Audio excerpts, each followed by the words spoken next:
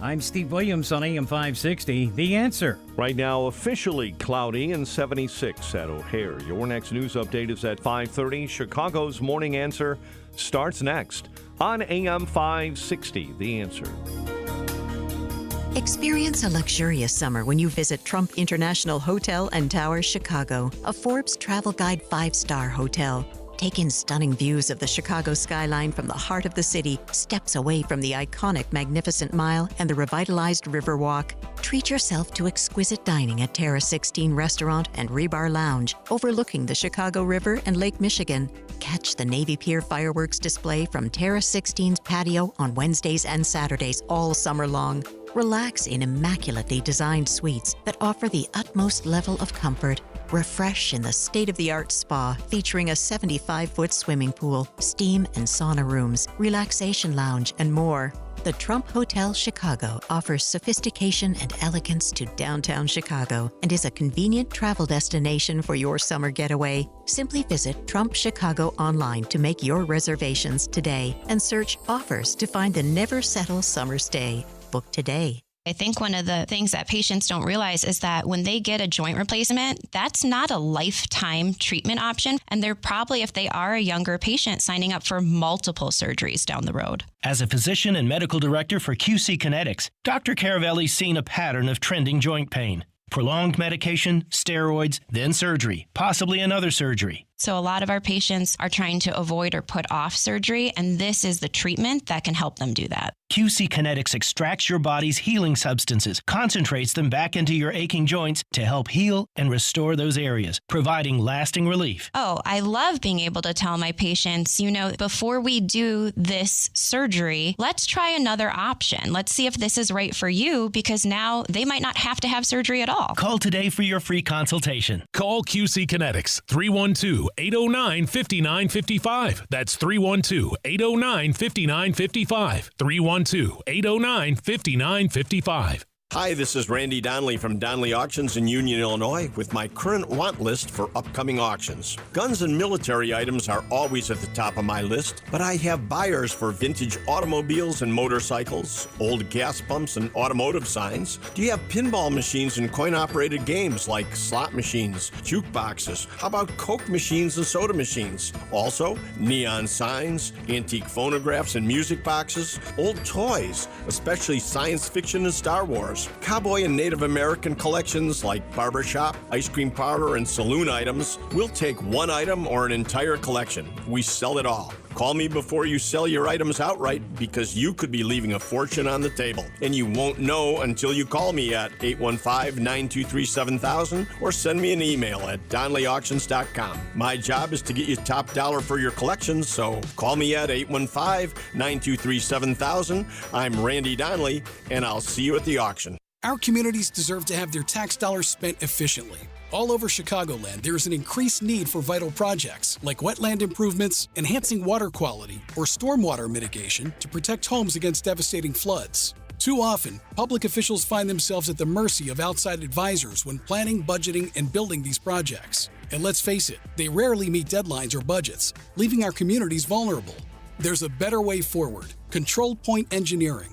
At Control Point Engineering, we're more than just civil engineers. We're champions of quality and efficiency with over 40 years of hands-on experience. Teaming up with Earthworks Land Development, we're breaking down barriers and streamlining processes. Say goodbye to disjointed partnerships and hello to seamless collaboration. From conceptualization to construction, Control Point Engineering delivers everything you need in one unified package, saving you time and money. Visit ControlPointLLC.com today to learn about our successful projects all across Chicagoland. Again, that's ControlPointLLC.com. Augustino's Rock and Roll Deli, a family-owned restaurant, a Chicago family favorite for over 40 years.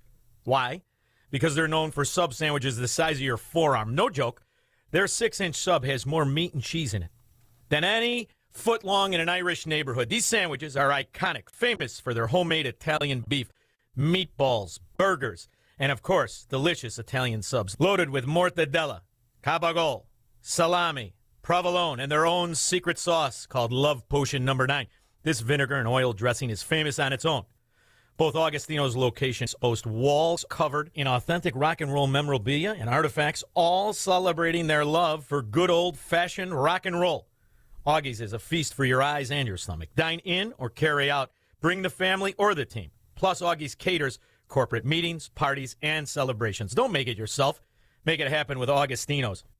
Go to Augustinos.com for locations and menus. That's Augustinos.com.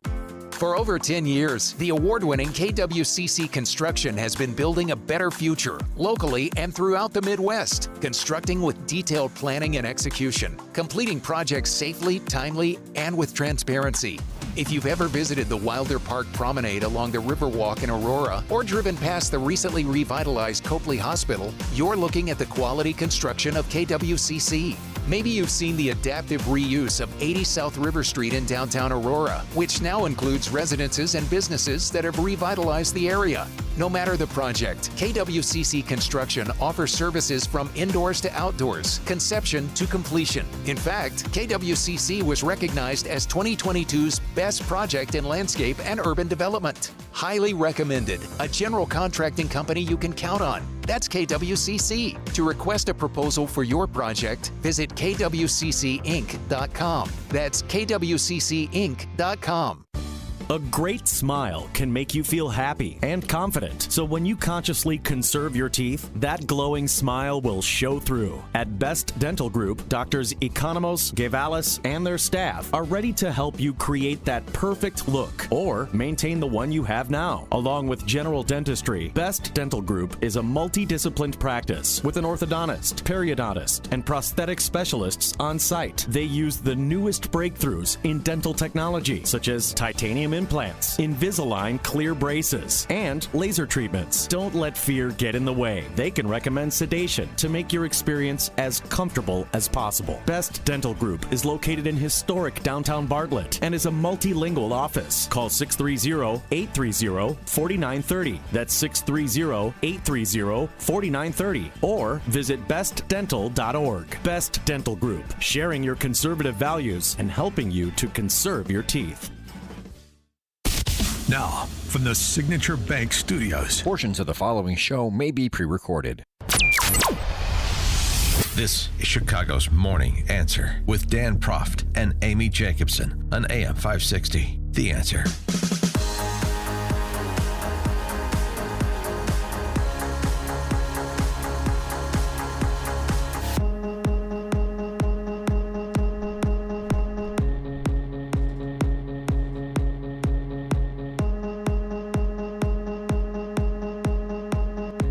Top of the morning, Dan and Amy. I'm sorry to the Illinois political ruling class, particularly the Chicago centerpiece of said political class, for your loss yesterday with Alderman Ed Burke and his carnation getting sentenced to 2 years in prison, $2 million fine. Justice has been served, and just like with Hunter Biden's conviction, once again, we can have faith in the justice system here locally, even though, of course, it's federal, but the local version of the federal personnel. Once again, no one is above the law, and the rich and powerful have been held to account. 312-642-5600, turnkey.pro answer line, 64636DA, turnkey.pro text line. Who buys that? Yeah, well, former Alderman Ed Burke sentenced to 2 years in federal prison. The prosecutor was asking for 10. Of course, the defense attorney wanted, home confinement, probation, whatever. But he also slapped him with a $2 million fine. Judge Virginia Kendall there says she never received more letters of support than on Burke's behalf, more than 200 letters from the likes of Paul Vallis, former Superintendent Gary McCarthy, yada, yada. But they didn't even speak after... No, neither side spoke after the sentencing was handed down, which to me, they were very, according to Mary Nahern, they were very disappointed. The prosecutors, the U.S. Attorney's Office, they were expecting a lot more than 2 years. And even Mayor Lightfoot chimed in and said, that that's not enough time because she used to work in that office. So she, of course, I know, she took her time away from Dalton to release a statement on Ed Burke's sentencing. No, she didn't like Ed Burke. Right. It has nothing to do with her, trying to uphold some standard of justice. She just didn't like Ed Burke. Ed Burke, and she hung Ed Burke around Tony Preckwinkle's neck when she ran against her, and she was supposed to represent some break from the past. Of course, she didn't. But I mean, please don't use Lori Lightfoot and the justice system in the same sentence and think that there's anybody playing this straight. I mean, what gets played straight in Chicago? 2 years and $2 million. Yeah. He spent $4 million on his defense attorneys alone. I blame the blame for this is mine and mine alone. Well, then why didn't you plead guilty? Why don't you just plead out? Good. If you were guilty, right? Well, you're gonna play every angle. You only admit wrongdoing as a last resort. You don't lead with it. Of course. No, I understand. He's sad he got caught. He's not sad he did it. Gets 2 years and fines that are fractions of pennies on the dollar of the millions that he grifted over 5 decades. Why even bother trying Mike Madigan? Can we let's just give Madigan a pass at this point? Don't you think? Why even go? Why even go through the motions? Well, when the verdict was read, his wife put her hand over her face. The former Illinois State Supreme Court Justice. When the verdict was read, I mean not verdict. I'm sorry, the sentence was handed down. Yeah, the patronage State Supreme Court Justice Ann Burke, but this wonderful power couple, one of the first couples of Chicago, just below the mayors he served under, Ed Burke. 50 years, a walking conflict of interest. The feds, the G, the FBI here locally, and the federal judges here locally are just another Chicago punchline. My view. But I understand why Paul Vallis and Gary McCarthy and all these other tribal elders opined on behalf of Ed Burke. And I understand why they accept the sentence at face value. Because they've been party to it for almost as long as he has. And to the extent that they weren't walking conflicts of interest or they weren't in on the grift, well, they turned a blind eye to it. And Ed Burke's a hail fellow, well met. We attend fundraisers together. I see him, I say, oh. I see him at the Union League Club with his taxpayer-funded Lincoln Continental out front, idling while he has his Cobb salad. And I say, oh, Alderman Burke, so good to see you. I see him at the City Club from time to time and this soiree and this social event. It's all wonderful. He's Natalie attired. This is Chicago. Ed Burke is Chicago, right? So, of course, slap on the wrist, because we'll just give ourselves a little slap on the wrist for indulging the Ed Burkes and the other political bosses for the last half century. Right? Craig in Mount Greenwood. Oh, hey, good morning, Dan and Amy, and thank you much for taking my call. This is perfectly shows something here. This is what's coming for Biden, too. When they get through with these rotten old corrupt politicians and all kinds of rotten leftists in all different high positions for a whole lifetime of corruption and thing, well, then this is how they send them out to, what do they call that? Send them Club out Fed? to the field to just... Oxford. Yeah, just retire them. That's a retirement situation. Yeah. It's the way the left retires their people. Thanks for the call, Craig. Nice retirement if you can get it. You got to pay $2 million on the tens of millions that you made and go on vacation for 8 months. It's a pretty good deal. Oh, I know. No, his sterling reputation has been sullied.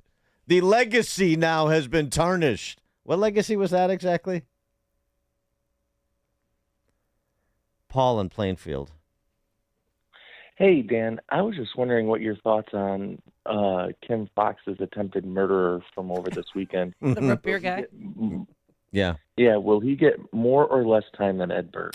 I'll tell you what, obviously it's federal and state, but I will bet. And obviously, a big gulper who almost drowned Kim Fox and Flossmoor, as you say, properly, Paul, attempted murder. I mean, he should go away for an extended period of time. That's a violent crime that he committed.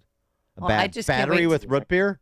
I mean, well, then, no. That's serious. That's crime. Vehicular attempted murder. I mean, she had to dodge out of the way when he threw it in reverse. Yeah. She wouldn't get off the street. Right. Get out of the way. Yeah, it's a real T.J. Hooker moment. Well, yeah. Thanks for she the feared call, for Paul. her safety. I'm telling you, they're going to up the charges, I bet, today. 'Cause he's going to be in court, and I can't wait to see if he's white. And if he is, it might become a hate crime. Who knows? Nobody knows. Does anybody know what color he is? I don't know. I don't know. I've been trying.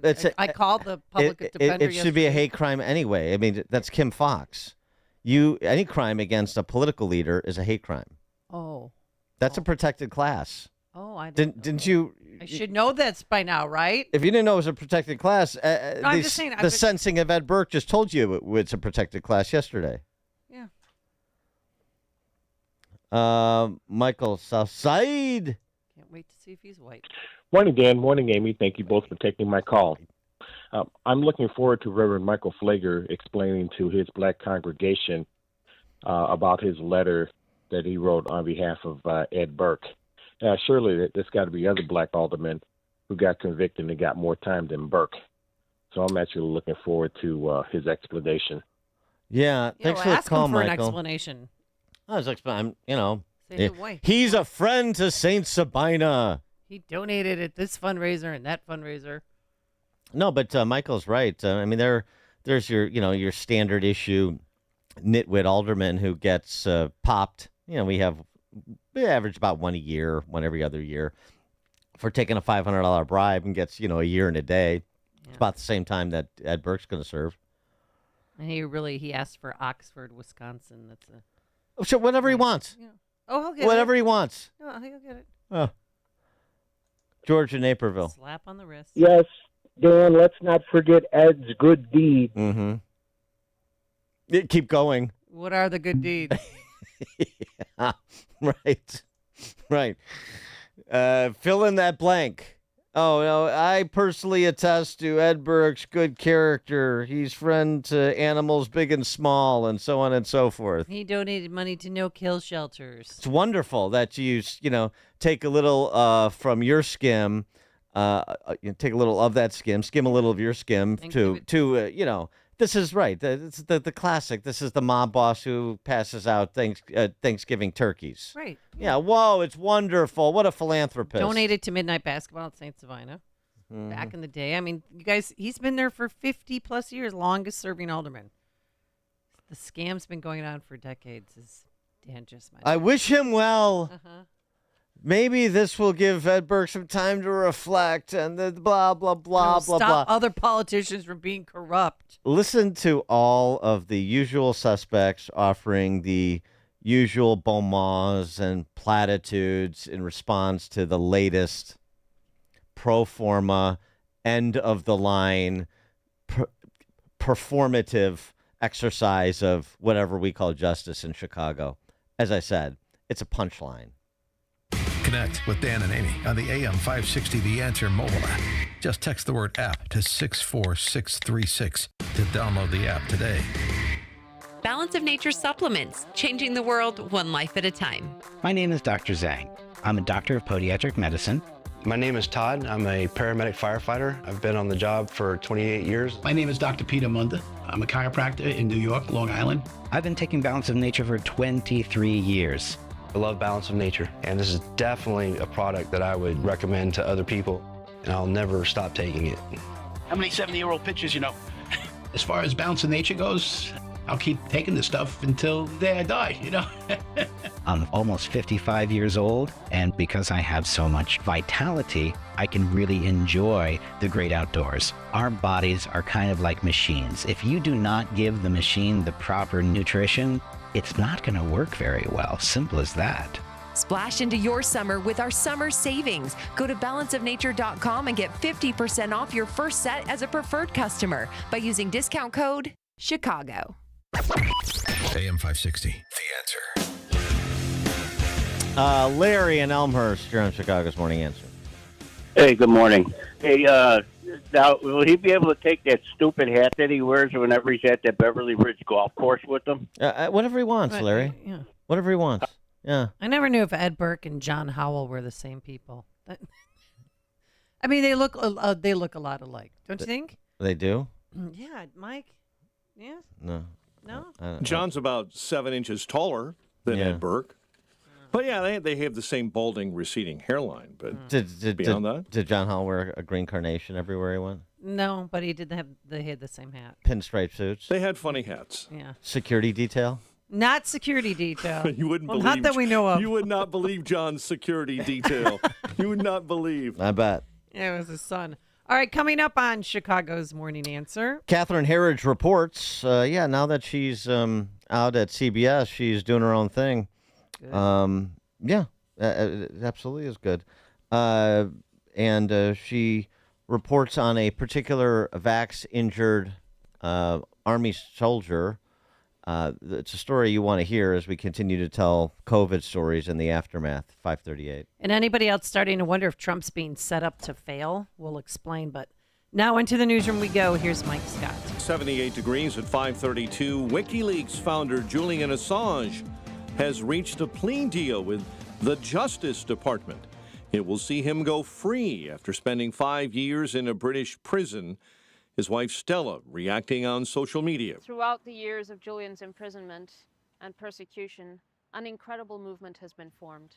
A movement of people from all walks of life, from around the world, who support not just Julian and not just us and our family, but what Julian stands for, truth and justice. A plane carrying Assange has landed in Thailand. He's on his way to a U.S. territory in the Pacific. He'll enter a negotiated plea in a U.S. court. Federal judges in Kansas and Missouri have together blocked much of the Biden administration's student loan repayment plan that provides some faster paths to cancellation and lower monthly payments for millions of U.S. borrowers. A trustee in charge of Alex Jones's bankruptcy proceedings says the InfoWars media site will be shut down. The court-appointed trustee says an orderly wind-down will take place. Dozens of protesters gathered outside the Manhattan DA's office yesterday, voicing disapproval of the dropping of charges against many who demonstrated during Columbia University's Hamilton Hall occupation. The protest was driven by a group called End Jew Hate. More rainstorms possible in parts of the deluge Midwest, where flooding after days of heavy rain has killed at least 2. Fox Weather's Max Gordon this morning is in Rock Valley, Iowa. With already saturated ground, most of this water just had nowhere to go. Now dozens of rivers have broken records and reached all-time high crests. In Blue Earth County, Minnesota, officials are warning of the imminent collapse of the Rapidan Dam near Mankato because of a buildup of debris and flooding along the Blue Earth River. Officials don't know if the dam will totally fail or if it'll remain in place, but emergency officials have been warning residents downstream. Here in Rock Valley, efforts are turning to the recovery process, but Mother Nature is throwing another curveball. It is brutally hot here, very humid, with a feels-like temperature over 100 degrees. No one is in custody following a deadly triple shooting in Chicago's North Lawndale neighborhood yesterday. Former Chicago Alderman Ed Burke going to prison on corruption charges, 2 years behind bars after being found guilty of racketeering, bribery, and extortion. A 16-year-old boy is charged with murder in the deadly shooting of a retired Chicago police officer last week in West Garfield Park. That teen will appear in court later on today. And nearly 50 candidates are now set to run in Chicago's first-ever school board election. The total number is 47 that will take part in the November election. Lurie Children's Hospital of Chicago this morning is mourning the passing of Ann Lurie. The prolific philanthropist died yesterday at the age of 79. She did work as a pediatric critical care nurse at the former Children's Memorial Hospital. That inspired her to donate $100 million in 2007 for a new hospital. Cubs fell apart in the bottom of the ninth in a 5-4 loss to San Francisco. White Sox had 5 hits in a 3-0 loss to the Dodgers. Garrett Crochet did strike out 6, had just 5 hits over 5 2/3, scoreless.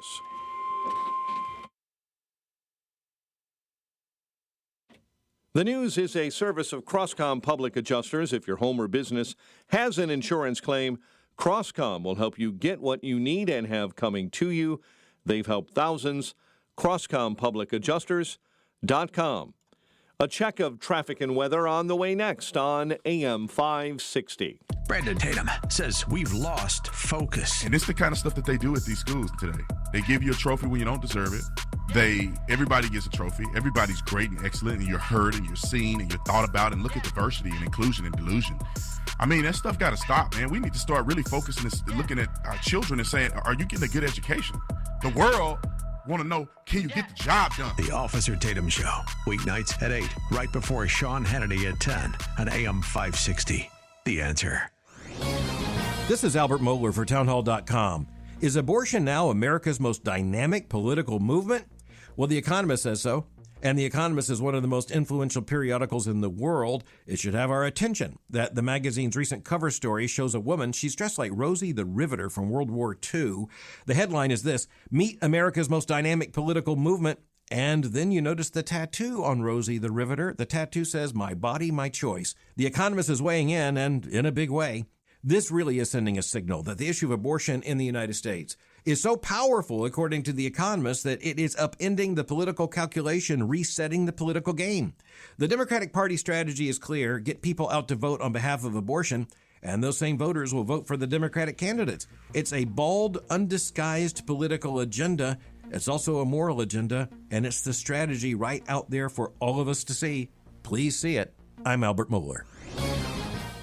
Have you heard about the latest tax hikes? They're about to obliterate your savings and threaten small businesses. The government's 2025 budget shows a mind-blowing 87.4% hike in capital gains taxes. Yeah, it's bad, and it's set to decimate the stock market and your savings. Historical lessons teach us to preserve what we've built in times like these. That's where gold comes in. Prices have been on the rise in 2024, and they're predicted to surge even higher. There's no better time to start your precious metals portfolio and start making gold a priority with Priority Gold. Learn how gold can help diversify and preserve your savings. Call 1-800-405-GOLD. Mention GUIDE for a free gold information guide. Plus, see if you qualify for free shipping and storage. Act now to get your portfolio working for you while the market is golden. Again, call 1-800-405-GOLD and mention GUIDE, or visit PriorityGold.com/guide. That's PriorityGold.com/guide. For years now, people have been switching their wireless service to Pure Talk to save money. Just $20 a month, you get unlimited talk and text and tons of data.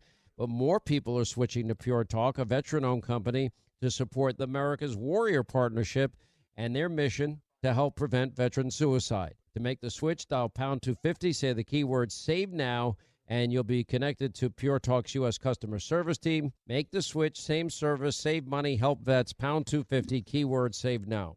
Go with your gut.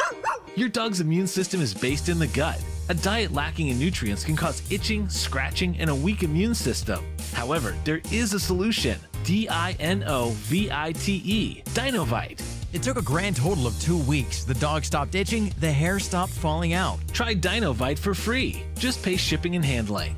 Learn more at dinovite.com/radio. Happier, healthier with every bite. Over 1 million pets helped with Dinovite. Is your IRS tax debt making you feel anxious? The professionals at Allies Tax Relief are ready to negotiate your fresh start. Call them now, 800-230-5174. 540. Let's get a check on the roads. Team Hochberg Traffic Center time. I-80, Will County, vehicle fire blocking a right-hand lane on I-80 eastbound just after Wolf Road. I-55, Grundy County, report of an accident with a left lane block, and a single vehicle's brought down some wires northbound just after Reed Road, and emergency equipment is on the scene. Chicago's Morning Answer with Dan and Amy continues next. AM 560 Weather Center forecast. Clouds and sun, breezy. Could have a crop-up gusty thunderstorm, especially this afternoon between 5 and 9 p.m. a high of 94. Cloudy, chance of evening storms, a low of 70. Partly sunny, breezy, and beautiful tomorrow. Not as hot, high 83. Currently 78 at O'Hare, 79 Midway, 79 in Wheeling. Lake Michigan water temp this morning is 67. Your next news update is at 6. Chicago's Morning Answer continues next on AM 560, The Answer. Now, from the Signature Bank Studios. Only the biggest stories, only the biggest guests, and only the biggest opinions. This is AM 560, The Answer.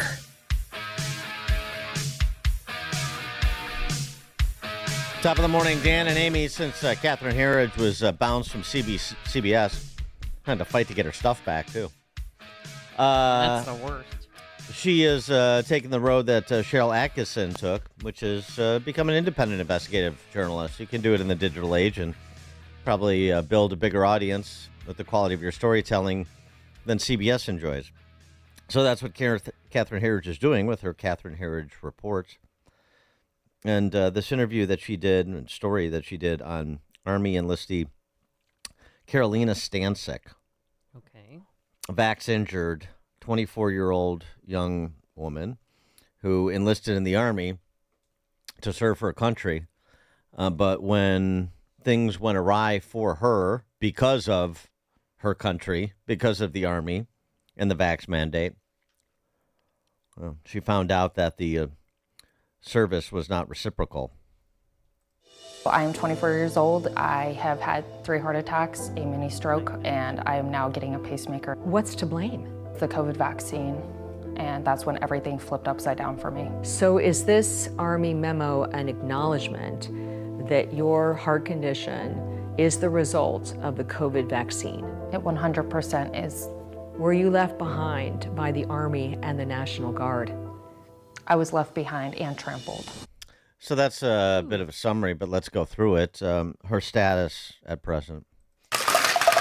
She takes 27 pills every day after suffering her first heart attack while on active duty. Did you have heart issues before you joined the military? Not a single heart issue. I could run 10 miles at a time, play basketball, and now I have trouble just standing up. What's to blame?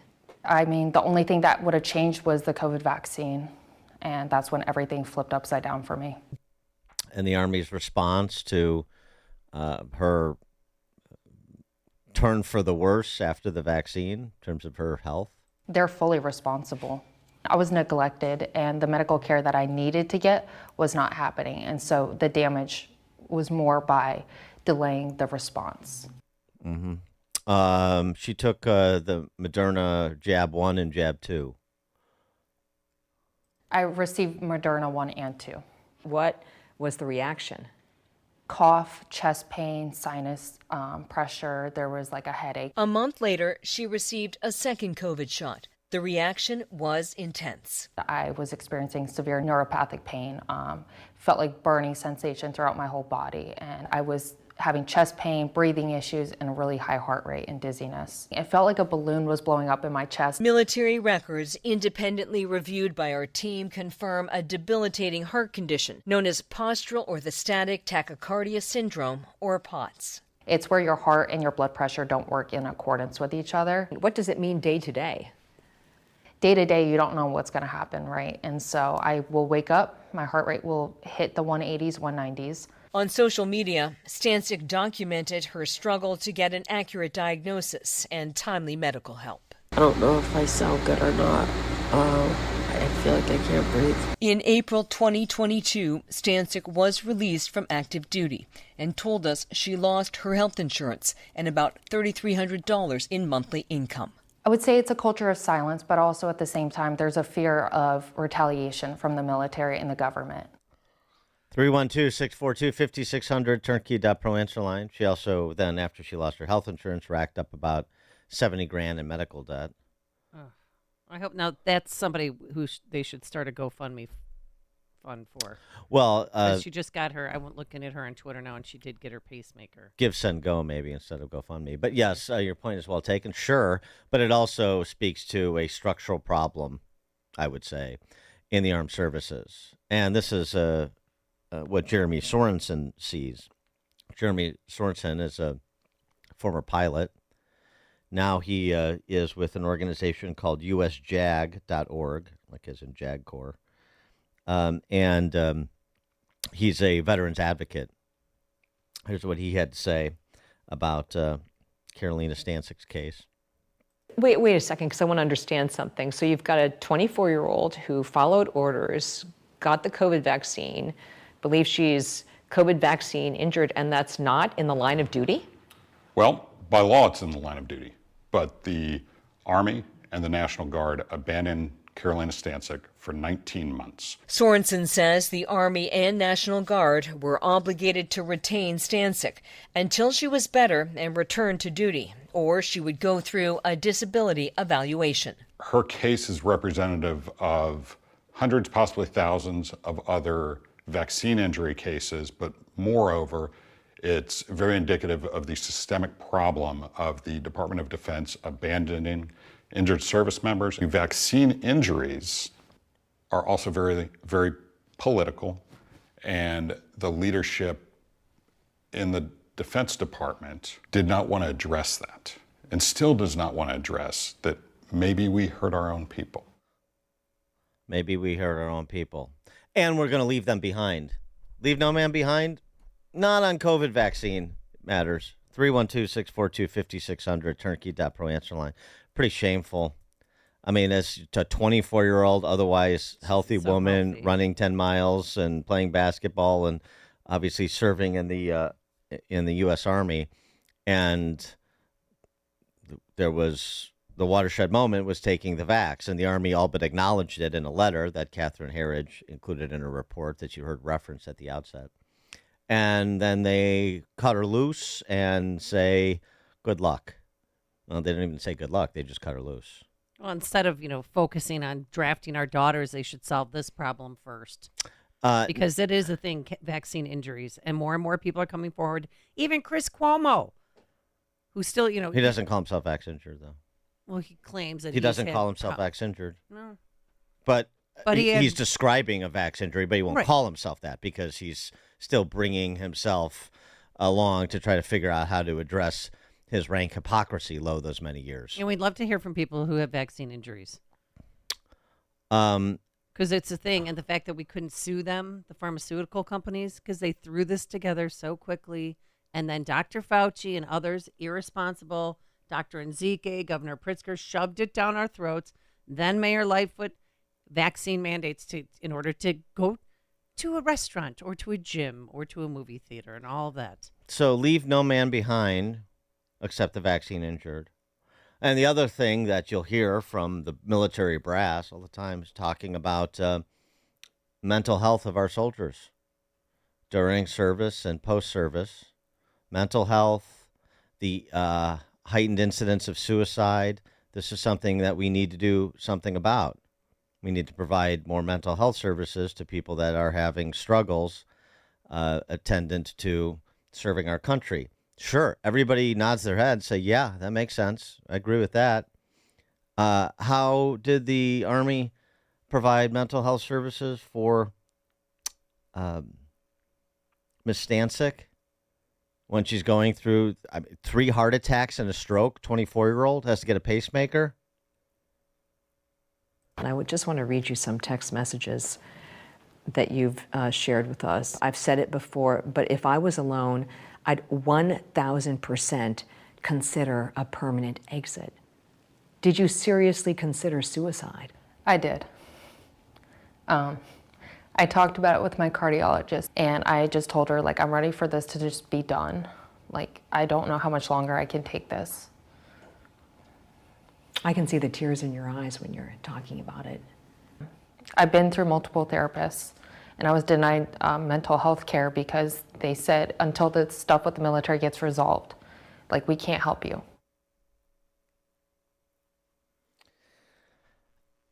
312-642-5600, turnkey.pro answer line. Yeah. Oh, hey, by the way, Tony Fauci, speaking of Tony Fauci, it's not just on him, but it is also on him. Hey, he's going to be in town tomorrow. He's got talking about his new memoir, On Call, A Doctor's Journey in Public Service. WBEZ, your state-funded media, will be bringing him to the Athenaeum Center for Thought.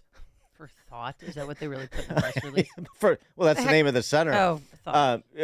Of course, it's Orwellian. It's Chicago-based. So maybe somebody attending, or you can tell a friend.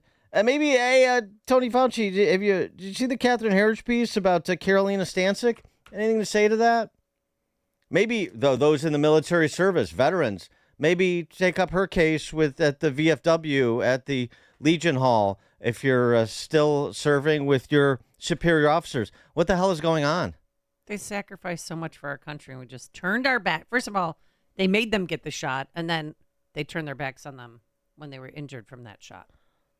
I met a Chicago firefighter yesterday, and she was turning in her badge. She was done. She had it in her hand. She's like, I've been here for 12 years. What they did to me during COVID, I would not take the shot. But we were out there the whole time. I already had COVID. We were exposed to it right away. We were fine. Would not take the shot.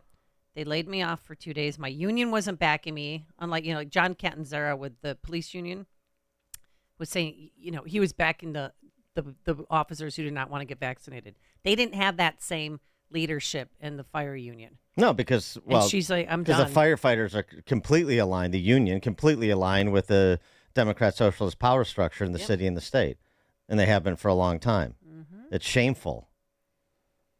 But again, I understand, to make sure that everybody wets their beak, make sure that we, keep everybody who's important in the positions they've come to enjoy, then sometimes you're going to have to sacrifice a Carolina Stancic or this firefighter you're talking about.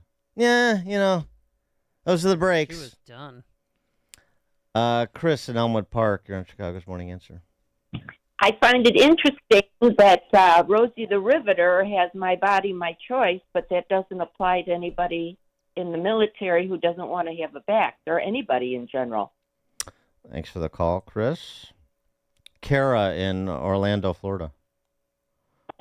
Okay, so our vets lose health care when they're kicked out of the military, but are come in through our border as an illegal, full health care, get braces. Want to become transgender? Your military covers that. Where are we in the country? Yeah. What is going on?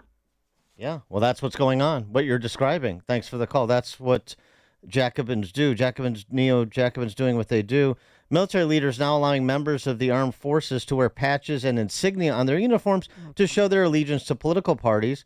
In one case that was posted online, United States Air Force commander allows airmen to show their allegiance to DEI by wearing a special pride patch. Yeah, get your pride patch. Just like the Tampa police wearing their little pride badges. Oh, no. Yeah.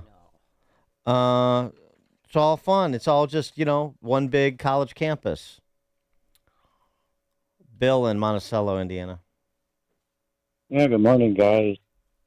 My brother is a physician, and he told my wife and I never to get that shot after he had two otherwise healthy patients die within days of getting the shot.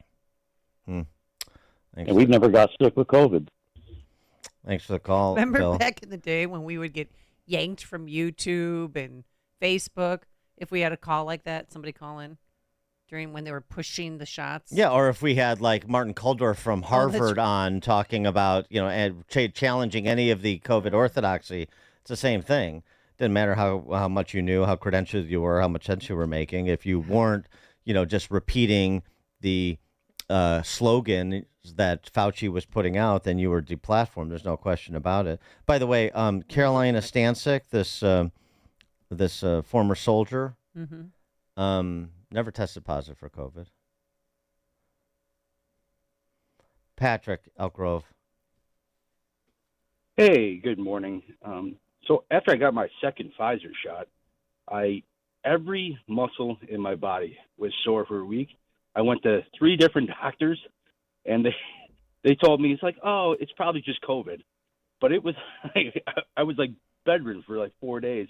I never found an answer, never figured out exactly what happened, but it was crazy. And it's just, this shot, I mean, it's a little nutty what they let you get away. I mean, it was painful, and no one gave me an answer. Nothing happened, and it was pretty scary. So Yeah. I think to this day, no one actually knows what is in this or how it affects you. And about a month after that, I started having blood pressure issues. So it's crazy. In hindsight, I should have never done it, but all the pressure from everybody, it was hard to not do it.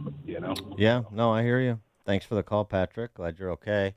Yeah, I mean that's what it was. Which and so now, because everybody remembers the pressure they were under to comply with everything, every utterance from Fauci, Birx, et al., your local COVIDians, Jelly Belly, Triple Threat, because they remember what they did to you, they can't pay any attention to people like Carolina Stancic. Because that would open up the whole conversation about the choices they made, what they knew, what they didn't know, what they should have done, what they shouldn't have done, the restraint they should have exercised that they didn't, and so forth. So let's just, say,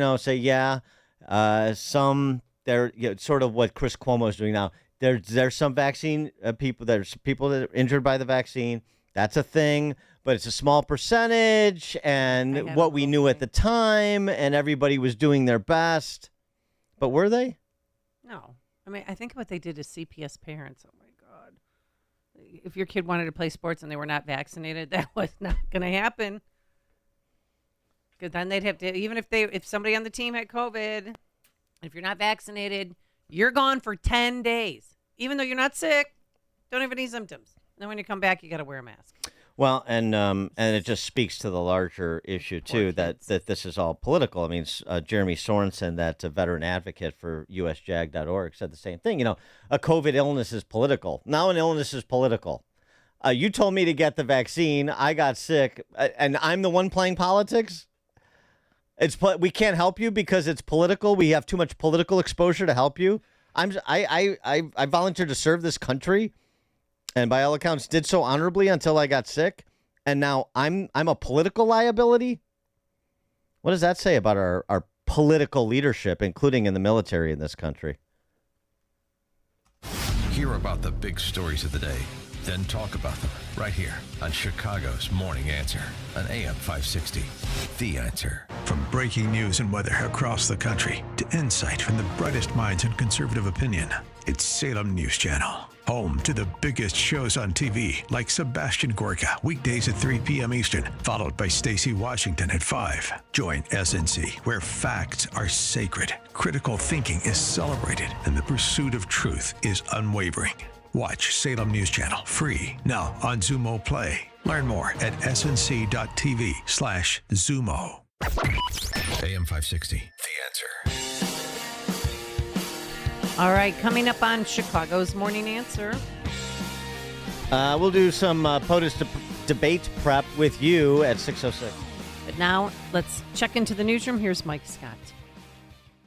City of Chicago could see some severe weather. Storms are moving into the area, and rain could be headed for the midday. Former Alderman Ed Burke has learned his fate in federal court. They're voting in New York.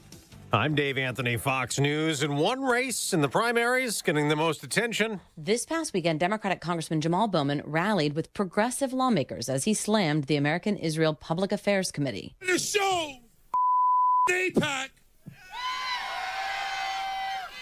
the power of the mother South Bronx. Bowman, who was elected to his seat in 2020, has support of most of his caucus, but Congressman Josh Gottheimer and Hillary Clinton have now backed his opponent, Westchester County Executive George Latimer. As Fox's Jessica Rosenthal, there are also primaries today in Colorado and Utah and a Republican runoff in South Carolina.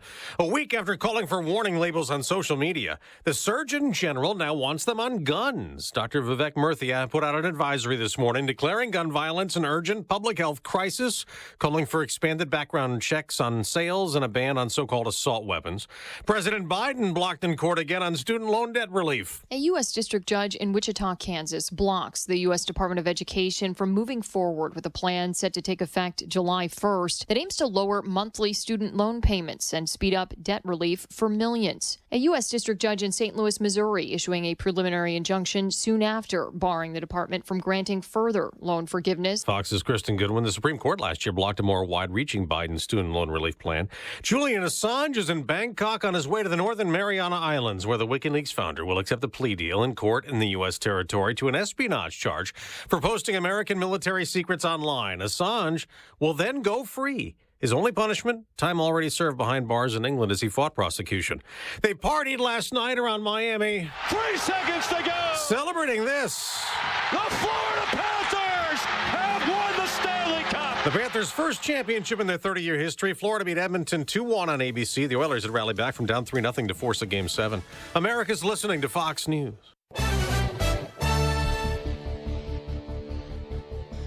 "78 degrees in Chicago. It's 6:02 on AM 560. The Answer. And good morning, everyone. I'm Mike Scott.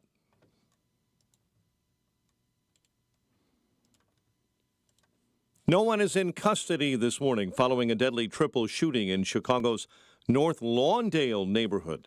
Police say officers responded yesterday to the 5300 block of South Pulaski, finding a 16-year-old and 15-year-old with gunshot wounds.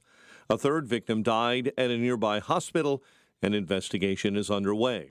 Former Chicago Alderman Ed Burke is going to prison on corruption charges. Federal judge sentencing Burke to 2 years behind bars after being found guilty. Former alderman and political science professor Dick Simpson says letters to the judge touting Burke's good deeds may have impacted the judge. The judge took into account both Burke's age, some of the good deeds he's done over the years, but she wanted to send a clear message, and that message is corruption doesn't pay. Nearly 4 dozen clout-heavy Chicago aldermen have been convicted on corruption charges since 1973, 10 alone since the year 2000. There could be an appeal in this case based on an Indiana case still pending. A 16-year-old boy is now charged with murder in the deadly shooting of a retired Chicago police officer last week. That teen is set to appear in court today. Larry Newman was a U.S. Marine veteran and retired CPD explosives technician. He retired as the longest-serving explosives technician with the Chicago Police Department Bomb Squad. Superintendent Larry Snelling says authorities are still searching for a second suspect in Newman's killing. Cubs lost to the Giants 5-4. White Sox had 5 hits in a 3-0 loss to the Dodgers. Tennessee baseball took down Texas A&M 6-5 in the Game 3 finale of the Men's College World Series. The news, a service of Del Bacchio Marchetti Group of Properties, Christie's International Real Estate, experts in the northwest suburbs and Chicago. With over $800 million in sales, you'll get the most value for your home. Call 708-828-0000. And a check of traffic and weather on the way next on AM 560. Dennis Prager explains today's environmentalist. The environmentalist movement is overwhelmingly composed of people who want to destroy civilization as we know it. Whether they want to because they think that that's how it will be saved, or whether they just have a loathing of the freedom you have if you have a car. The Dennis Prager Show, weekdays at 11, right before Charlie Kirk at 1 on AM 560. The Answer. Signature Bank is Chicago's fastest growing independently owned business bank. Your business and your money are in good hands with Signature Bank. I'm Dan Proft, and I know this because Signature Bank is my business bank. Hi, I'm Jason Zenger, owner of Zenger's Industrial Supply and host of the Making Chips podcast, and a proud customer of Signature Bank.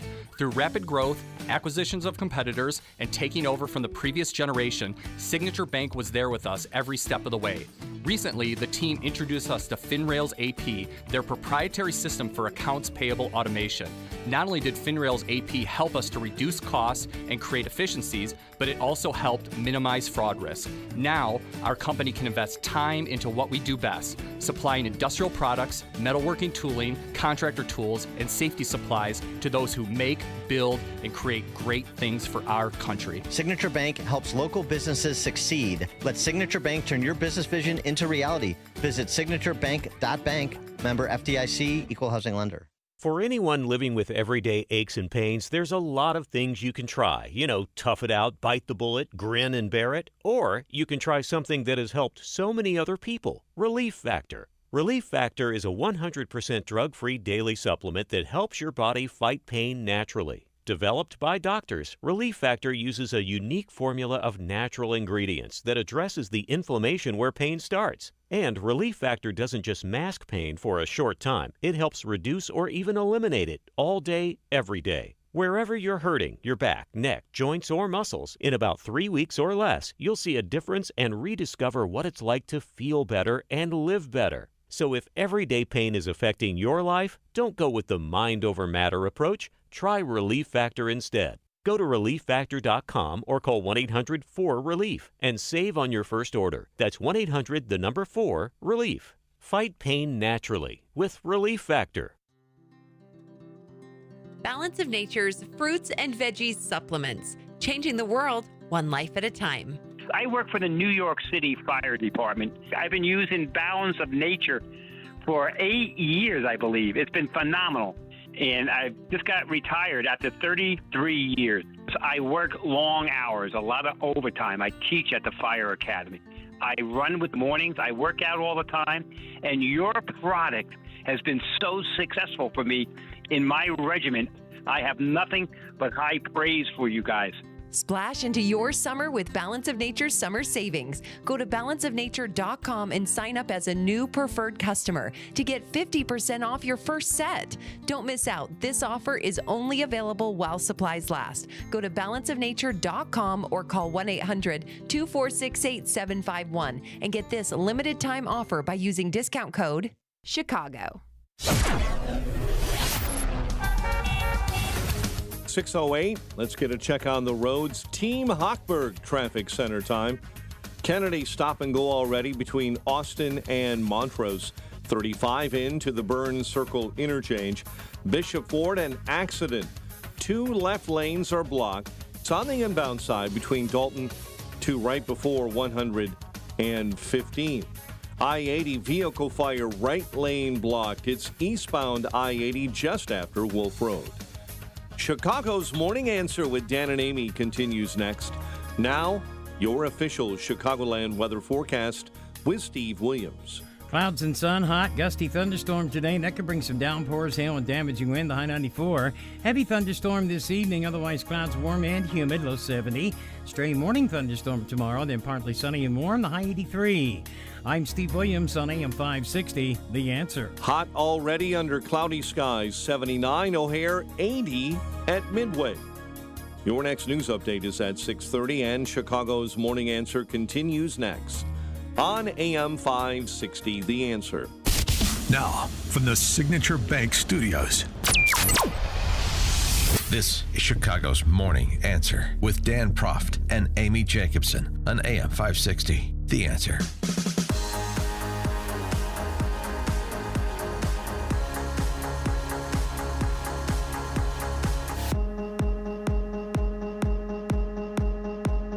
Top of the morning, Dan and Amy. Well, if President Trump criticizes Jake Tapper, are they going to pull him off stage? Because that's what happened on CNN yesterday when Trump campaign spokesman Caroline Leavitt dared to criticize Jake Tapper, not on Cassie, whatever her name.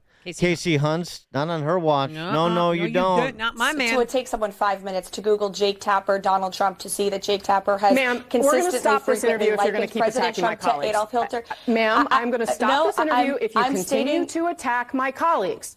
I would like to talk about Joe Biden and Donald Trump, who you work for. Yes. If you are here to speak on his behalf, I am willing to have this conversation. I am stating facts that your colleagues have stated in the past. Okay, now, as I'm for sorry, this guys. debate, We're going to the come back out to the expectation panel. for- Caroline, the thank you very much for expectation your time. You are welcome to come back at any point. She is welcome to come back and speak about Donald Trump, and Donald Trump will have equal time to Joe Biden when they both join us now at later this week in Atlanta for this debate. Okay, all right. Formerly of MSNBC. Oh, I see. So she's allowed to come back and talk within the constraints that we impose upon her. Okay, Casey, I understand that's how it works. So when Trump goes after Jake Tapper, which he invariably will at some point on Thursday night, As he should. would they like put him in a hyperbolic chamber or yeah. a timeout room? Or, Yeah, something like that, right? Are they going to yank him off stage? Now you can come back on the stage, but you can't criticize Jake Tapper. You can lean him back, and then they'll take him with a leash and lead him back. Now, and then if off again, they'll grab the hook and take him off.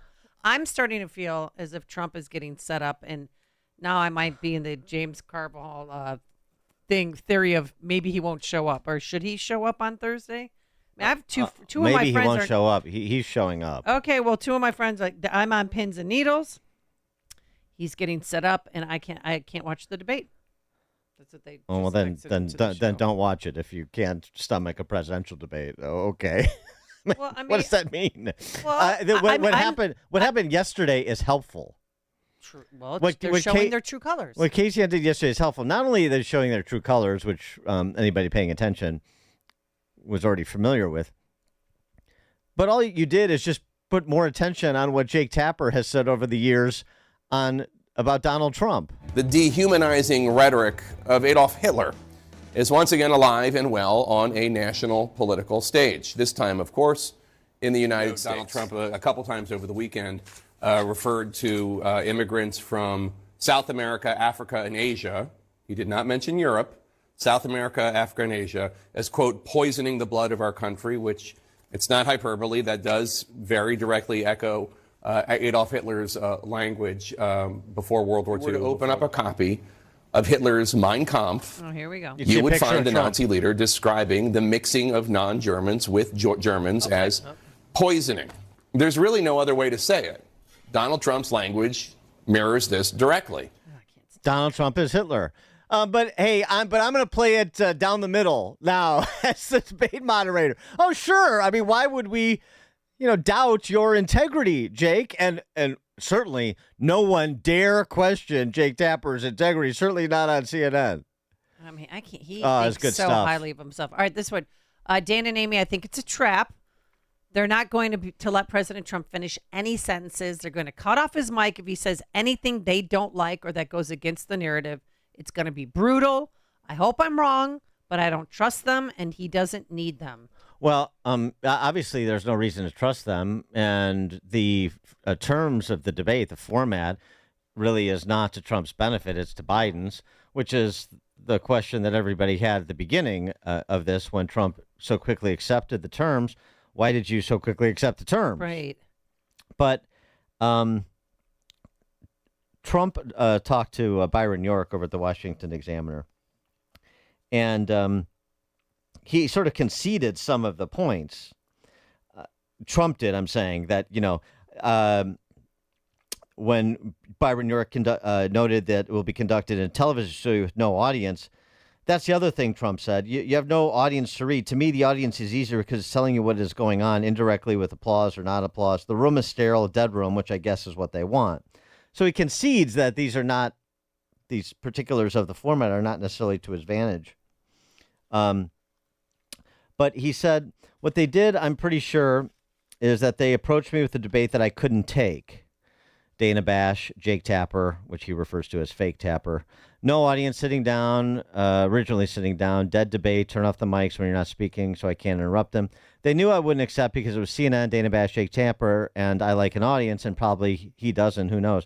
So they thought they would present it. I would say no, and they would say we can't debate because Trump said no. So I said yes before they even gave me the terms so that he got roped in, he meaning Biden, worried that he wouldn't debate at all if Trump balked at any of the terms and then try to turn it on Trump that he's the one who's afraid to debate me, and he's the one who is preventing the electorate from seeing both of us on stage going toe to toe. Meanwhile, President Biden's with his 16 advisors, and I don't know what they're doing in Camp David. I've never heard of a president taking 7 days to prepare for a debate, but Bob Bauer, his attorney, is playing President Trump. They're doing these mock debates every night for an hour and a half just to get him ready. And they're going to start at 9 o'clock Eastern time every night because normally he's in bed. To be honest, it's hard to say some of the things that he says, some of which are, very fact-free. It's hard to play Trump, but that's what he's doing. The role of a lifetime. Yes. He's reprising his 2020 role. He did the same thing back then. VDH was on with Kayleigh McEnany yesterday, Victor Davis Hanson, talking about what happened on CNN yesterday and what they're attempting to do, and that the debate prep that's going on at Camp David is very sort of movie set quality like, and in terms of their preparation and what they're anticipating or hoping to get out of Biden on Thursday night.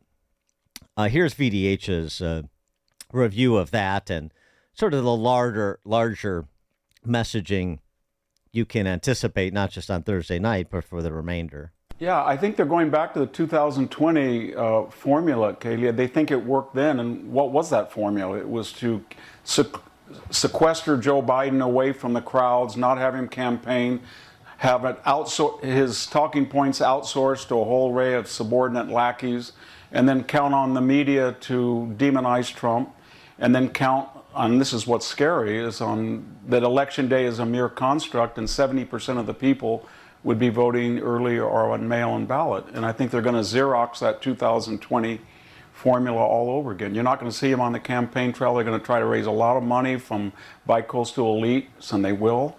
And they're going to outsource it to the media, and then these subordinates will be attack dog. And we know what the message is going to be. January 6th, democracy dies, abortion, abortion, abortion, Donald Trump is Hitler. I don't think it's going to work the second time. Well, Jake Tapper's certainly going to try, VDH. Well, do you think President Biden has gotten the questions in advance? Well, Hillary Clinton did from Donna Brazile. I recall. Yeah.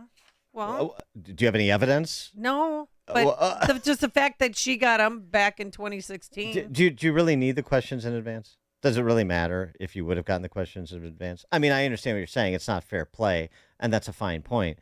But is it confusing what this debate is going to be on, what the topics are going to be, what you want to say on those topics? Was the election stolen? That'll be the first question, I'm sure. Yes or no? Former President Trump, was it? Right. 2020. Then Kristen Welker is going to pop out of a box and not allow the debate to move forward until you answer that question to her satisfaction. Paul and Carrie, you're on Chicago's Morning Answer. Morning, guys. Just a redundant point. I'm sure you probably made it, just like the State of the Union. Just the fact that this guy were to even stay awake, the Democrats the next day will tout it as such a success and how vibrant he was. Oh, he's going to stay awake. He's going to be more prepared than you think. He's had 7 days of preparation. I mean, they're doing mock debates at exactly 9 o'clock Eastern time to get ready for Thursday, to make sure he doesn't have sundown syndrome, that he's awake and spry. Get all of his biorhythms in perfect synchronicity. No, I understand. Look, I understand from Ali Mayorkas that he is exacting. He is tenacious in meetings. He is very detail-oriented. He is on top of his game. Jill tells me that he's still a tiger in the sack. Firecracker, Dan. She calls him Thumper. And Pound Town. And so, that's what I expect. I expect an exacting, vibrant, intellectually rigorous, hyper-specific President Biden, because that's what I'm told I'm getting. Well, the mainstream media wants him to smile more because they don't like his resting old face. It's not a good look. He's kind of got resting old face. Resting old right? face. So he needs to smile. Who are these and when clowns? he smiles, it goes away a little Well, bit. When he smiles, MSNBC his who? face comes alive. Give people credit for what they deserve. They're all fungible. They're all the same, but they want him to smile more and be happy. Yeah, he looks like that. He looks like the old man. Who's the ventriloquist with the old man puppet? Oh, he looks like that puppet. Yeah. I'm blanking on his name, but people know. Somebody will come up with his name. Greg and Schaumburg. Call us. Morning, Dan and Amy. You've just done a good job of walking through all the aspects of this. But yesterday, one of your guests made the comment that there's possibly 40 million illegal aliens in this country. What percentage of those votes do you think are going to or those people are going to turn into illegal votes when states are being decided by less than 100,000 votes in swing an election? What probably will happen is that he'll do average, he'll be jacked up, and then what will happen is the media will praise him. The election will be very close, and then it'll be a repeat of 2020 again in terms of the legitimacy of what they're going to say is a Biden victory, unless Trump really comes on strong. Well, that's a possible scenario. You also heard from that same guest that the program with respect to ballot security and vote by mail is substantially better than it was in 2020, and it's probably still won't measure up to what the Dems are doing, but it's substantially better, so it closes that gap with respect to... No, I don't agree. I don't agree, Dan. I just don't agree. Well, okay.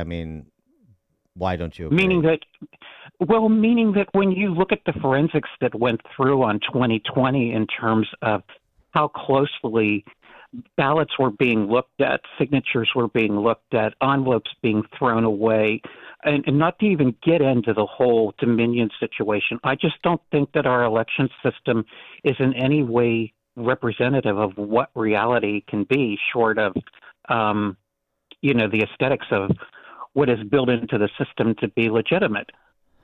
Well, okay, thanks for the call, Greg. The only thing I'll say is that we did have actual changes in the law in several states that we've talked about at some length with both our guests yesterday, Amber Duke, with Ken Cuccinelli, with officials from the RNC, so forth. We know, I personally know that there are more resources being brought to bear when it comes to vote by mail, when it comes to ballot integrity, ballot security. You're seeing some of that in terms of preemptory litigation or real-time litigation in the swing states that matter. It's uneven. It is playing catch-up, but it is better than it was in 2020. That's just a material fact. Is it going to be good enough when now you layer in whatever the number of people here illegally is and whatever is skullduggery is afoot with respect to federal and perhaps state agencies to register and farm those votes? That's an open question. I don't know. That's why you play the games. Len in Highland Park. Yeah, just remember the only thing that the left is competent at is elections. Otherwise, they're absolutely worthless. And speaking of Hitler, if Joseph Goebbels were alive today, he would be in envy of CNN. And as for Trump in the debate, there's nothing more enjoyable to have all the cards stacked against you and come out on top. And if there's one person that can do it, I think Trump is going to have a blast Thursday. And then we'll hear the rhetoric afterwards, like if Biden can stand through the whole thing, it's a victory. And that's all I got this morning, Dan. Thanks, Len. Appreciate it. Gerard Baker, writing in the Wall Street Journal. The conventional wisdom here. You're hearing this a lot from Republicans. Take your temperature on it.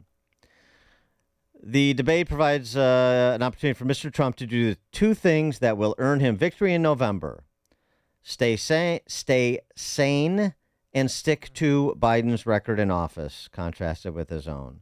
Just room temperature at stay sane and stick to Biden's record, compare and contrast. Do you agree with that? 312-642-5600, Turnkey.pro answer line. Well, apparently Biden's camp is preparing for two versions of President Trump. One bombastic and the other more disciplined. So they're trying to get him, whatever that means. Whatever that preparation looks like. Of course. He could do this, he could do that. I get it. What should Trump do is the question. He should be the adult in the room and treat Biden as if he is an old man with dementia. Just be very kind, and if Biden has his senior moment, like, Joe, do you need some more time? Be very empathetic. That's what I think. Yeah, I mean, so the whole okay over there? the whole stick to the record and stay sane or don't be bombastic, however you want to describe making the same point. I think yes, he has to come in good humor. He has to enjoy himself. But don't try to turn a candidate into somebody they're not. It's a mistake consultant makes all the time. You have to try and get them to accentuate their positives and minimize their negatives. I get that. But enjoy yourself. He likes to talk. He likes to use his hands. He will throw a barb here and there. Just say, do you, Donald, but just do it as a happy warrior.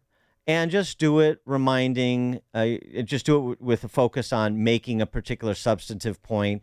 Just to always turn the camera around from yourself to the American people and let them know that sort of you're talking to them, you're seeing them, that's who you're thinking about.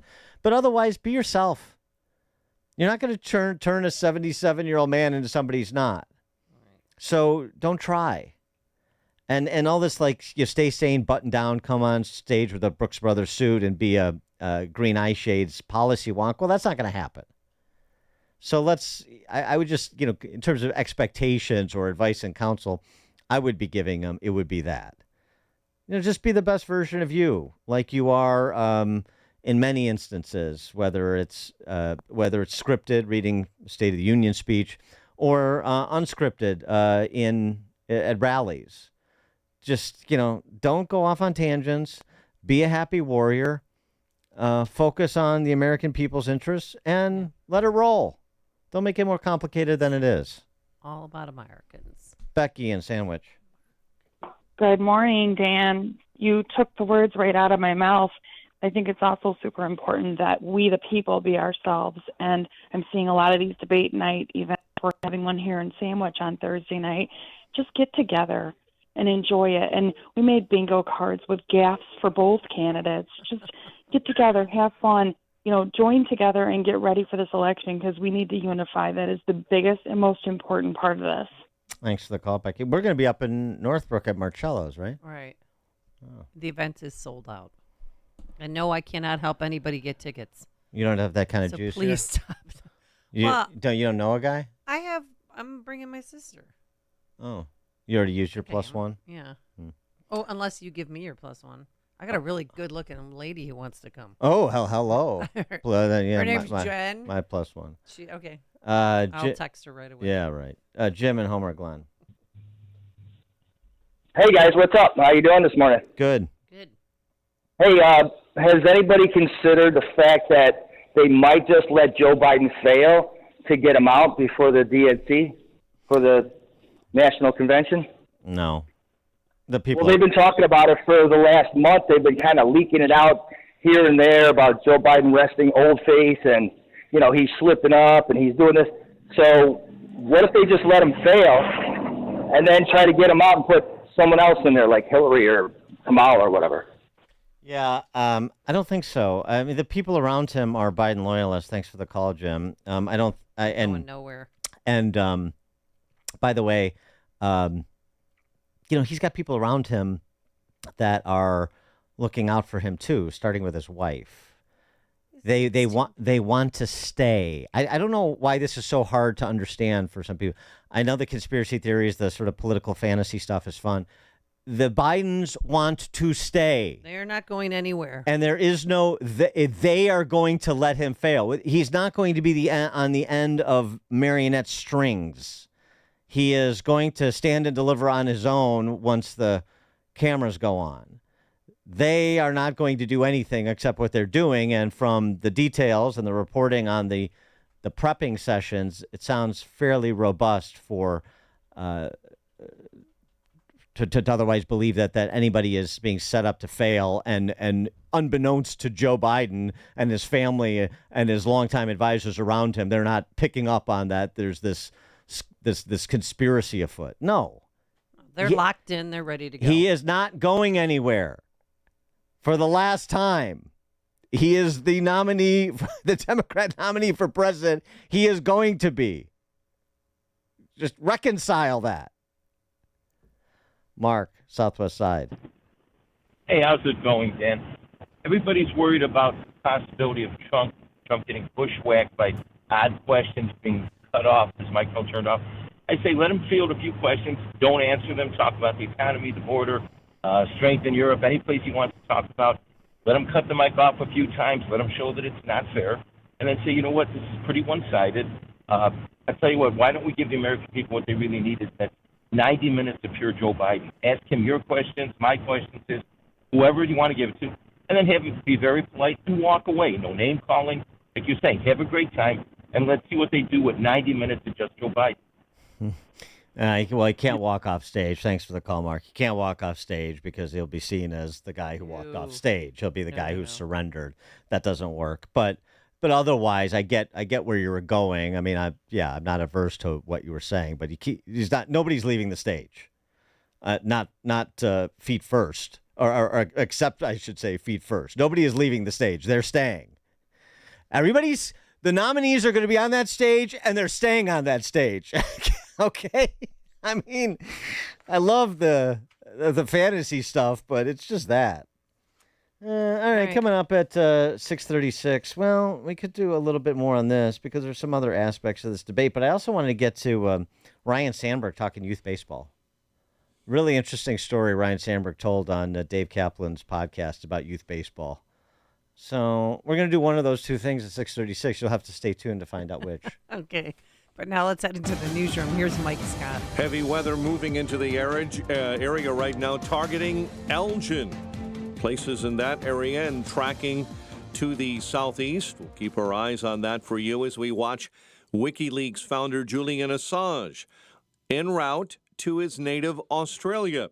After reaching a plea deal with the U.S. Justice Department, it will see him go free after spending 5 years in a British prison. Throughout the years of Julian's imprisonment and persecution, an incredible movement has been formed.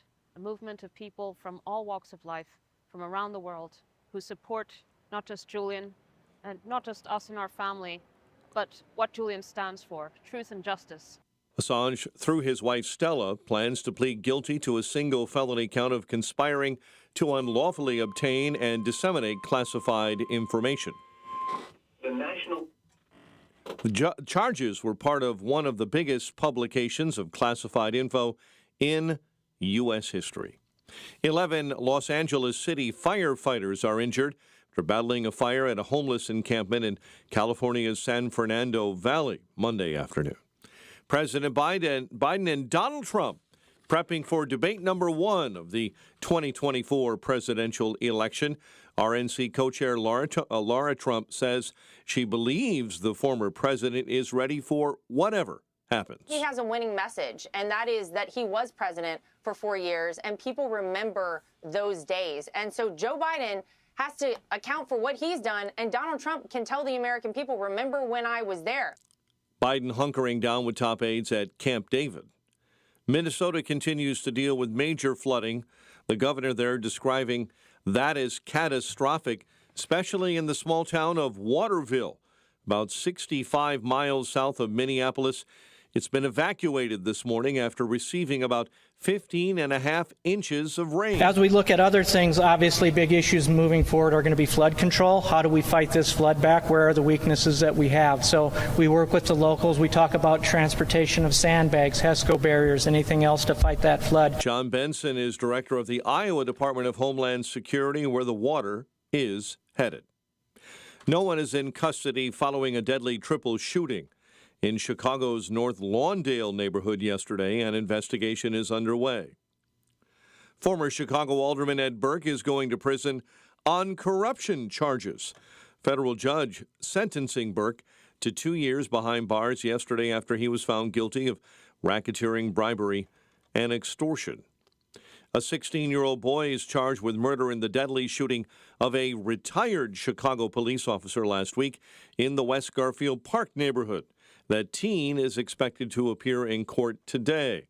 Outgoing Cook County State's Attorney Kim Foxx. And based on the evidence that was presented in this case, we believe that that act that was committed at that day, at that time, was done with the knowledge that it would cause death. Authorities are still searching for a second suspect in Newman's killing. A new Bears stadium in Arlington Heights appears to be back on the front burner. NBC Sports is reporting that the Bears have been making new progress in their plans to build at the Arlington Heights site that they purchased in February of 2023. And a Chicago woman is missing in the Bahamas. Police say Taylor Casey was last seen last Wednesday in the area of Paradise Island. Cubs lost to the Giants 5-4. White Sox blanked by the Dodgers 3-0. Florida Panthers, your 2024 Stanley Cup champs. The news, a service of Lowe's, and Craftsman Days are here at Lowe's.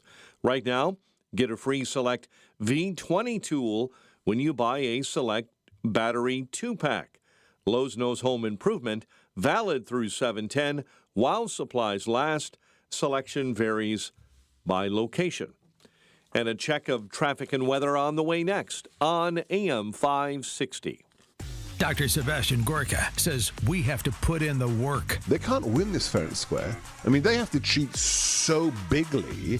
What has President Trump said? Too big to rig.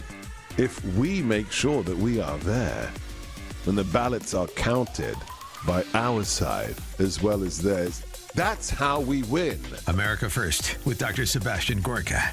Afternoons at 3, right before Sean Thompson at 4 on AM 560. The Answer. Our communities deserve to have their tax dollars spent efficiently. All over Chicagoland, there is an increased need for vital projects like wetland improvements, enhancing water quality, or stormwater mitigation to protect homes against devastating floods. Too often, public officials find themselves at the mercy of outside advisors when planning, budgeting, and building these projects. And let's face it, they rarely meet deadlines or budgets, leaving our communities vulnerable.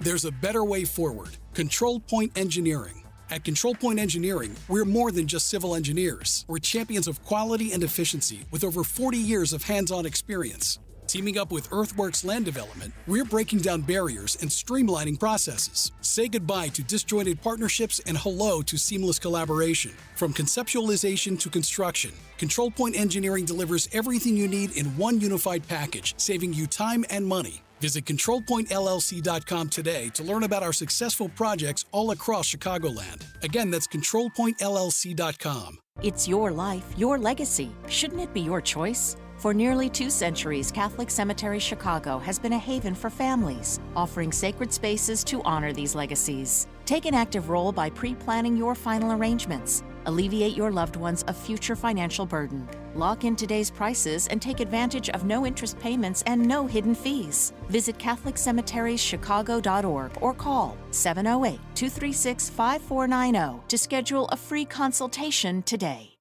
You can host the best backyard barbecue when you find a professional on Angie to make your backyard the best around. Connect with skilled professionals to get all your home projects done well. Inside to outside, repairs to renovations. Get started on the Angie app or visit Angie.com today. You can do this when you Angie that. Don't let a cold, sinus infection, or allergies ruin your day. Breathe easier, sleep better, and feel healthier with Navage. Visit Navage.com, Walmart, Walgreens, CVS, or a store near you. 6:39, Team Hochberg Traffic Center time. Heavy rain pounding the area this morning. Slowing things up on the Edens. 30 minutes already, Lake Cook Road to the junction. The Kennedy right now on the inbound side. 55 minutes, O'Hare into the Burns Circle interchange. Stevenson stop and go between Harlem and Kedzie. 35 from I-355 into DuSable Lakeshore Drive. Slow traffic as you travel on Lakeshore Drive northbound between Balbo and Monroe. Chicago's Morning Answer with Dan and Amy continues next. Now your official Chicagoland weather forecast. Clouds, breezy, gusty thunderstorms rolling through the area will top out near 94 this afternoon. Cloudy, chance of evening storms, and a low of 70. It's 80 right now at O'Hare. Your next news at 7. Chicago's Morning Answer continues next on AM 560, The Answer. Now, from the Signature Bank Studios, If you're looking for the latest news, insight into what it means, and the sharpest opinion, there's only one station in Chicago where you can turn, and it's this one. We're AM 560. The Answer. Sports and politics and sports and politics and sports and politics and intersection. Arrogance and ignorance, arrogance, ignorance, and arrogance and ignorance. Intersection. So this isn't really sports and politics. It's more like sports and culture. Ryan Sandberg didn't get political, and I don't think he's ever been political. But it was a fascinating story he told Dave Kaplan on his podcast, Dave Kaplan's podcast, about his experience at a youth baseball game. You know, he's got grandkids now, so he's attending youth baseball games. He's Ryan Sandberg, so people recognize him. But it's a little bit of he takes a little while to sort of unfurl it, but it's worth listening to, particularly because, you know, he's a Hall of Famer. He knows a thing or two about the game. And, you know, and he's also obviously a beloved figure in Chicagoland. So how he got treated at this youth baseball game is interesting, too, if I could telegraph a bit of it. And this is right after a statue gets unveiled, and they have the great ceremony. Really? Well, I don't know if it happened after, No. but he's telling the story. Yeah. Well, everybody knows who he is. Of course. 1984 season. Yes. Hello. So here's Ryan Sandberg on youth baseball. See if the story that he shares is one that you've experienced or created with your involvement in youth baseball or youth sports generally.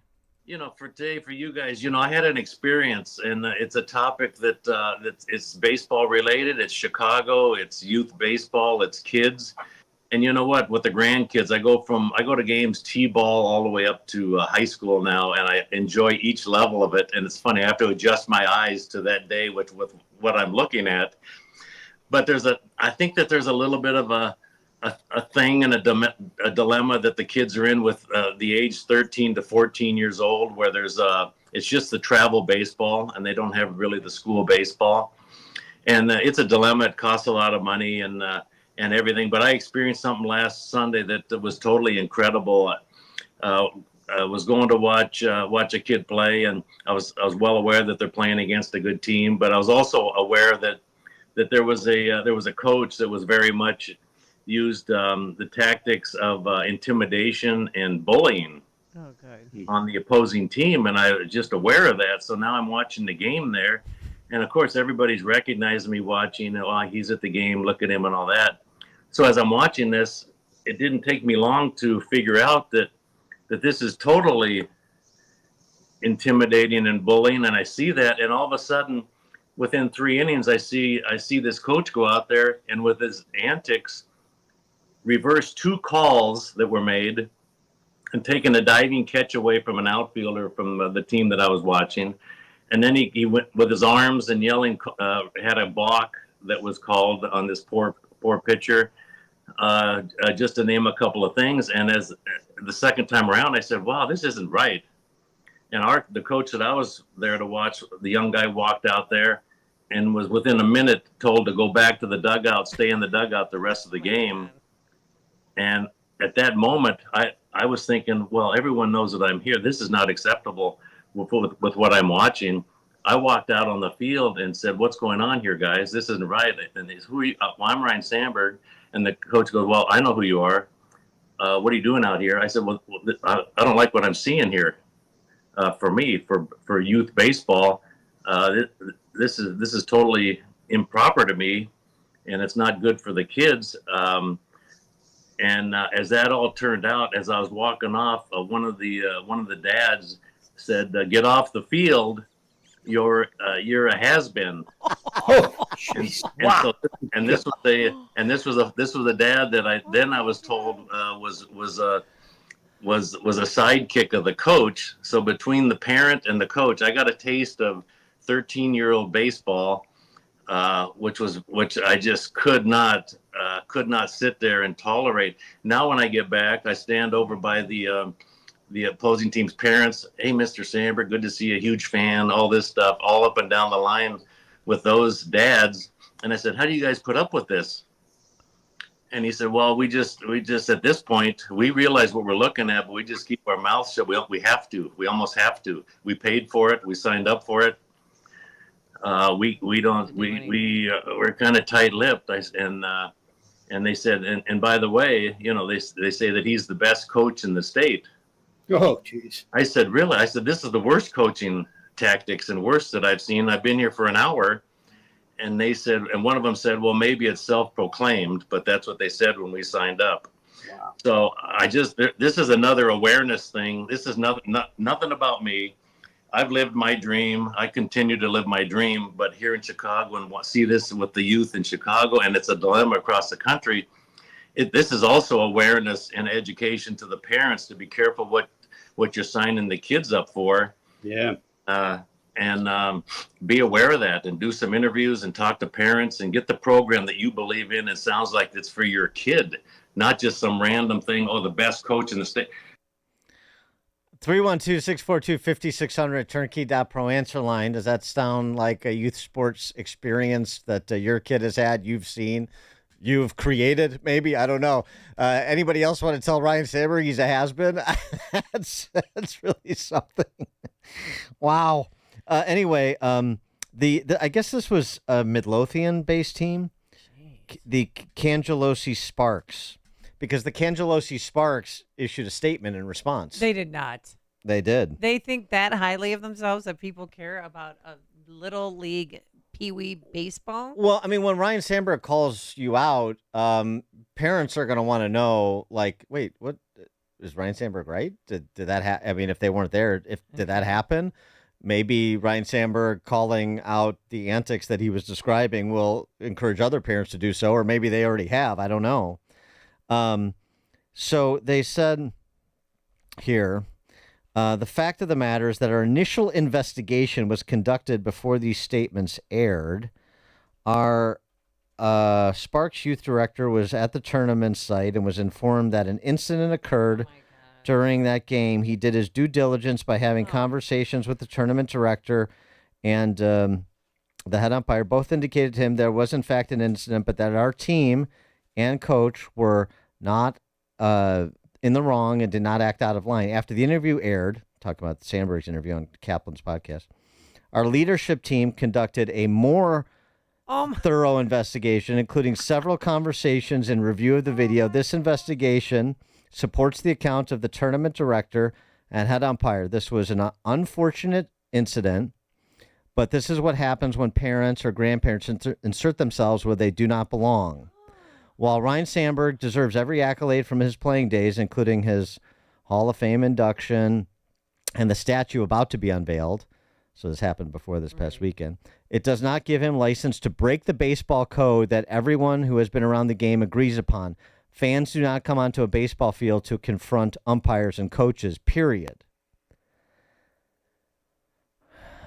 Okay.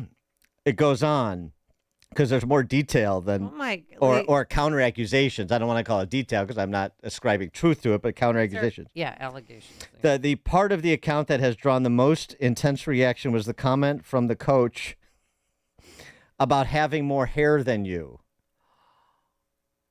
Apparently he said having more hair because of that they apologized. The coach was unaware Sandberg had cancer. He was referencing the billboards that Sandberg appeared on as a spokesman for Restore Hair. Well, that's true. The coach shared with us that his mother had cancer and experienced the horrible effects of the treatment. It's like, I have black friends. Drama? I have black friends. He would never have made the comment had he known of Sandberg's condition. He deeply regrets making the statement, so they admit he did say that. This does not excuse the comment, and it has been handled internally. The Sparks organization apologizes to Sandberg for that comment, and we have reached out to personally apologize to him directly. To this point, he's not responded. The claims by Ryne Sandberg that the coaches were stealing signs, that players had earpieces, and that the coach argued with the umpires to bully them into making calls are false claims.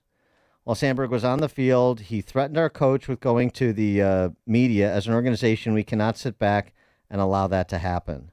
I can't believe Ryne Sandberg is involved in a controversy with the Cangelosi Sparks. Right after he gets the statue unveiled and stuff. This is wild. I don't know. I don't know why Sandberg. I mean, it doesn't seem like Sandberg has any axe to grind here, so I don't know why he would make something up. And obviously, he knows the game, and he saw something he didn't like, and so he said something, which is what parents should do more often, frankly. So I don't know about all this. I don't know. I got to tell you, I'm leaning with Rhino on this one, and that's saying that as a diehard Sox fan. 312-642-5600, turnkey.pro answer line. Dave in Romeoville, you're on Chicago's Morning Answer. I saw your screener. I heard the middle of your story, and I was like, that sounds like Cangelosi Sparks. I dealt with those guys out of the Bodome, out of like Homer Gold, Latin Land. And Amy might be able to relate to this. So people love that team. Like they're supposed to be the best of the best. And they will feel like three different levels at the same age group. And I don't know if Amy's seen this in volleyball. And then these kids will get cooked. So the parents were used to hanging out together and going to the game. The kid makes a couple errors, they get bounced down to the lower team. Cangelosi, I think he was a White Sox. Is that John Cangelosi as in Cangelosi Sparks? I don't know. Yeah, it is. Okay. And he's kind of a small guy. Yeah, sure. I remember Cangelosi, yeah. Mm-hmm. So he was going around, and this was actually kind of funny because it was a hitting camp we were there for with the team my son was on, and he was ripping these little 10-year-olds saying, that's the way you hold the bat? Why am I wasting my time? Why are your parents wasting their money? Get that bat up off your shoulder. I mean, he was just chewing these kids out. But I guess that's what they do. And the kids that can handle it and are hitting, they pull into their program and they collect their trophies. And you'll see them at tournaments, too, where they have a much better level team. So what do you think about this controversy? I mean, and what Ryan Sandberg said he saw versus their response to Sandberg? So I didn't hear the whole, like I got in the car in the middle just when he was talking about, watch what you're signing up your kids for. And the parents know. Going on the other side where he saw the... He said basically, bullying the kids and, whatever bullying means these days. But that's a little too generic for me. Motivating them. But going on the field and getting umps to reverse calls and things like that you're saying. Yeah. That's Cangelosi Sparks. That's the way it's a win-win-win. Oh, yeah, that's that. If you can't win, you don't cut it. Like I said, like a kid will be on a team. They'll play half the season. The kid makes a couple errors. They'll chew them out. Mom and dad and the kid go play with the B team. Pack it up. You're out of here. Yeah. They're cut. Life's tough. It's wild. Thanks for the call, Dave. Appreciate it. You ain't first, you last, Ricky Bobby. Maybe... if that's John Cangelosi, then maybe like Cangelosi and Sandberg should have like a skills competition to settle this once and for all. Yeah. Ron, Southside. Hey guys, look here. Yeah, I think maybe it was 25 years ago. So when I first started, I just went as a parent with my son, and they asked me to be a coach. I love the game, study, whatever. So then the guy from the Y, he said, Ron, will you, take over the 9-10-year program? I said, yes. I said, but I'm going to have to get rid of some coaches. I said, and I'm going to run the program according to the YMCA policies. If you don't want me to do that. So he said, Ron, do what you do. Clean, got rid of some coaches. But what you said was very, very important, Dan. Parents need to stand up. So one time, a lady, she came up, no, Ron, my son, I'm going over to the Y. So she went over and told the gentleman, this, and he said, here's your money. Take your money and get out of here. And I saw this gentleman about 2-3 weeks ago and having breakfast. So I just had to call and say, but it's really, though, Dan and Amy, up to the parents. And I will say this, guys, I have to say this. When that situation happened with those young ball players and that Jackie Robinson, I was confronted with a situation with that. And I kept telling people, You don't do that because people are trying to. Yeah, you don't cheat. The different ages. You don't cheat. Damn. And you know what? People kind of got on me. I said, nope. And I told them, nope, if you're not 12, if you're 13, you're not playing. And so I stood by that, and that's the word. I mean, I wasn't trying to teach them. None of them weren't going to become pro ball players and stuff. But one thing I was going to teach them, you don't cheat in life. Thanks, guys. Thanks, Ron. Appreciate it. John, Frankfurt. Hi, Dan and Amy. I coached against the Sparks for many years, and this has gone on forever. The best story I could give you is they used to hold a tournament in Orland, and their dads would be the umpires, so you knew you had about a snowball's chance in hell of winning any game that occurred there. But this isn't anything new with them. It's gone on for quite a while. Thanks for the call, John. I got a text from a friend who's a coworker of his at the game. His son was on the opposing team. Said Sandberg's 100% correct. Brian, Western Springs. Quick, I coached quite a bit of youth basketball. I experienced that many of the coaches and many of the parents of the athletes frustrated athletes from their old days themselves. They take the wins and losses really personally. I know, I don't get it. And that's how it goes. And it's outrageous, but it's not about the kids. It's about the egos of these coaches and some of the parents of these kids. Thanks. I had the Thanks real for the quick call, Brian. unfortunate circumstance of being in Dan Bernstein's circle. So my boys had to play baseball against him when he was managing baseball, and then he was a coach of basketball. And he was out of his stinking mind. Like every game he had to win, or it was his coaching career was going to be over, taken away from him. Dan his Bernstein volunteer from the position. Score. The leftist from the Score. That Dan Bernstein. I mean, yeah, of I course. just sat there and laughed at him. That sounds right. You're listening to Chicago's Morning Answer with Dan Proft and Amy Jacobson on AM 560. The Answer. AM 560. The Answer. All right, that sound means it's time for In-Depth History with Frank, the history teacher from Arlington Heights, because there's nothing new in this world. It's just the history we don't know. Frank, take it away. Good morning. Back in 1993, Governor Jim Edgar vetoed an election map that would have created a precinct in a downstate district that had only one registered voter in it. Therefore, a woman's secret ballot was threatened because all would know exactly how she voted once the results were tabulated. Eventually, a deal was worked out which put the woman in another precinct so as to protect her voting privacy. But our current secret ballot, imported from Australia in the 1880s, was not the way our democratic process of voting always worked. A painting which you likely saw in high school entitled The First Vote by Alfred Wand shows several former slaves casting their ballots during Reconstruction. In the painting, you see one of the men putting a little card into a clear glass bowl. Back then, each party printed their own cards with their candidate names on them, and these varied in form and color from precinct to precinct. Each voter chose which card to put in the bowl, so Election Day voting was a very public matter indeed. Many precincts had their voting done right in the town square, so anyone who wished could see how his neighbors voted. Results were often deemed trustworthy because of this openness. Now, peer pressure to vote one way was, of course, a negative of this system, and there is a cost to that. But our secret ballot system, run exclusively by the government in private, can and has sown mistrust, as we saw in 2020, despite it being the most fair and secure in U.S. history. I mean, what could possibly go wrong with computerized touchscreen voting, or corporate financing in certain locales, or ballots just mailed out to all voters, or no ID at the polls, or counting machines that mysteriously don't work suddenly? I know our betters in government are as pious as the monks of Mount Athos in Greece, but the appearance of fairness of elections is arguably just as important as the results being counted, if we want the results to be accepted. Very good, Frank. Yeah, you know, that whole original ballot thing reminds me of the Iowa caucus and how the Iowa caucuses are done with people writing names on a shards of paper, throwing in a golf shoebox, and then somebody goes in back and counts it while everybody kibitzes, versus how we do it with, you know, 5 layers deep of Teamsters here watching everybody's move at every polling place in Cook County. All right, coming up on Chicago's Morning Answer. We'll talk to Kalev Lataru about AI and political bias, the more discussion on artificial intelligence and its impact on elections at 7:07. Gusty storms, thunderstorms right now, a high today of 94 degrees. It is now 7 a.m.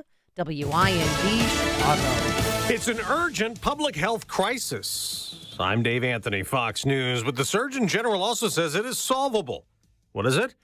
gun violence. In an advisory out this morning, Dr. Vivek Murthy endorsing policies like universal background checks, firearms storage laws, more funding for research, and regulating guns like other consumer products, which undergo testing and include safety features like warning labels. That's Fox's Lillian Wu. Julian Assange will finally be free after the WikiLeaks founder spent years hiding out in Ecuador's embassy in London, then was jailed in England while fighting prosecution here in the U.S., a fight that is over, with an Assange guilty plea coming soon in American territory. He is heading to Saipan, the Northern Mariana Islands, which is a U.S. territory, expected to enter that guilty plea. According to court documents released late last night, Assange will plead guilty to a charge of conspiring to unlawfully obtain and disseminate classified information relating to the national defense of the United States, which is part of the Espionage Act. He was behind the WikiLeaks release of thousands of documents from U.S. Army soldier Chelsea Manning in 2010. Fox's David Spun. Assange's punishment? Time already served behind bars in England. The International Criminal Court has issued arrest warrants for 2 Russian officials over attacks targeting civilians in Ukraine the same day the U.S. is expected to announce another $150 million in military aid to Ukraine to battle Russia. More concern about flooding. Blame for deaths in Iowa and South Dakota. A dam is in danger of collapsing near Mankato, Minnesota. Fox meteorologist Janice Dean reports. States that you mentioned, South Dakota, Iowa, Minnesota, an all-time record river crests here. There's a new champion on ice. It's not a dream anymore. It's not a dream, it's reality. Matthew Tkachuk, after his Florida Panthers won hockey's Stanley Cup for the first time ever, beating Edmonton 2-1 on ABC after the Oilers had rallied back from down 3-0 to force a Game 7 in the NHL Stanley Cup Final. America's listening to Fox News. Heavy rain showers, thunder and lightning in the area. 7:02 on AM 560. The Answer. Good morning. I'm Mike Scott. No one is in custody following a deadly triple shooting in Chicago's North Lawndale neighborhood. Police say officers responded yesterday to the 5300 block of South Pulaski Road and found a 16-year-old and a 15-year-old with gunshot wounds. Former Chicago Alderman Ed Burke is going to prison on corruption charges. Former alderman and political science professor Dick Simpson says letters to the judge touting Burke's good deeds may have impacted the judge's sentence of 2 years and a $2 million fine. To account both Burke's age, some of the good deeds he's done over the years, but she wanted to send a clear message, and that message is corruption doesn't pay. But Burke did have supporters in court, including current Alderman Nick Sposato. Just give him a little support. As you know, everybody turned their back on him. I'm not one of those guys. There could be appeals based on an Indiana case still pending in that state. A 16-year-old boy charged with murder in the deadly shooting of a retired Chicago police officer last week in West Garfield Park. Larry Newman was shot and killed last Thursday while working in his yard. Outgoing Cook County State's Attorney Kim Fox. And based on the evidence that was presented in this case, we believe that that act that was committed at that day, at that time, was done with the knowledge that it would cause death. Chicago CPD's Chief of Detectives, Antoinette Ursitti, says Newman may have saved a life while confronting the suspect. Seeing that these 2 individuals were armed, Newman heroically pushed the worker out of harm's way. Newman then retrieved his firearm from his waistband. The 2 offenders began firing, striking Newman. Newman was able to fire at the offenders, who fled from scene on foot. That teen is set to appear in court later today. A new Bears stadium in Arlington Heights appears to be back on the front burner. NBC Sports Chicago reporting the Bears have been making new progress in their plans to build at the Arlington Heights site. And Naperville police are investigating a shooting on the city's northeast side. Officers searched the area for a suspect on Sunday, but no one was found. Cubs lost to the Giants 5-4. White Sox 3-0 losers to the Dodgers on the south side. 7:04 is our time. The news is a service of Papa Nicholas Coffee, a Chicagoland tradition for over 5 generations, combining heritage and innovation in every cup. Hot air roasted locally, cold blended in small batches to ensure premium quality. Choose Papa Nicholas Coffee because great coffee is their family tradition. Online at papanicholas.com. A check of traffic and weather coming up next on AM 560. Dennis Prager can see the real hatred. It's so obvious that it's hatred of Israel that is animating. There is so much more vast killings of innocents right now in West Africa. 60,000 Christians killed by Muslim terrorists since 2000. Any colleges taken over on their behalf? The Dennis Prager Show. Weekdays at 11, right before Charlie Kirk at 1 on AM 560. The Answer.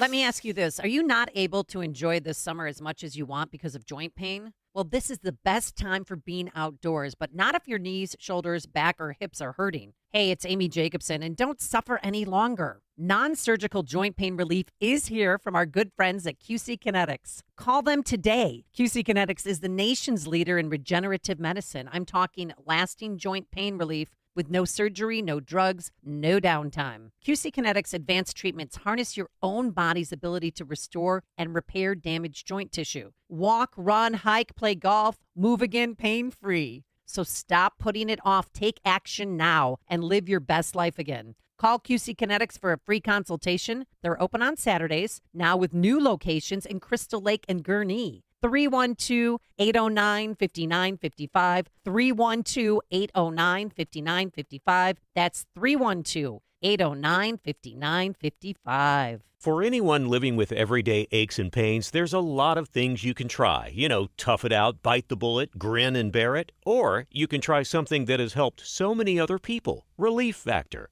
Relief Factor is a 100% drug-free daily supplement that helps your body fight pain naturally. Developed by doctors, Relief Factor uses a unique formula of natural ingredients that addresses the inflammation where pain starts. And Relief Factor doesn't just mask pain for a short time. It helps reduce or even eliminate it all day, every day. Wherever you're hurting, your back, neck, joints, or muscles, in about 3 weeks or less, you'll see a difference and rediscover what it's like to feel better and live better. So if everyday pain is affecting your life, don't go with the mind over matter approach. Try Relief Factor instead. Go to ReliefFactor.com or call 1-800-4-RELIEF and save on your first order. That's 1-800-4-RELIEF. Fight pain naturally with Relief Factor.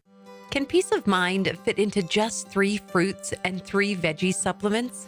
Yes. We start by sourcing the best fruit and vegetable ingredients. We ensure that all our produce meets our rigorous standards in order to give you the highest quality product possible. They are then washed, cut, and put through an advanced vacuum-cooled process that removes the water using pressure. We then take great care in grinding them into a fine powder. These powdered ingredients are then mixed and encapsulated, locking out air and moisture. The capsules are then bottled and shipped right to your door so you can experience your own personal Balance of Nature success story. I've looked at other supplements out there, and they don't have what Balance of Nature has. Balance of Nature really was the game changer. I'm serious, it works. Splash into your summer with our summer savings. Go to balanceofnature.com and get 50% off your first set as a preferred customer by using discount code Chicago.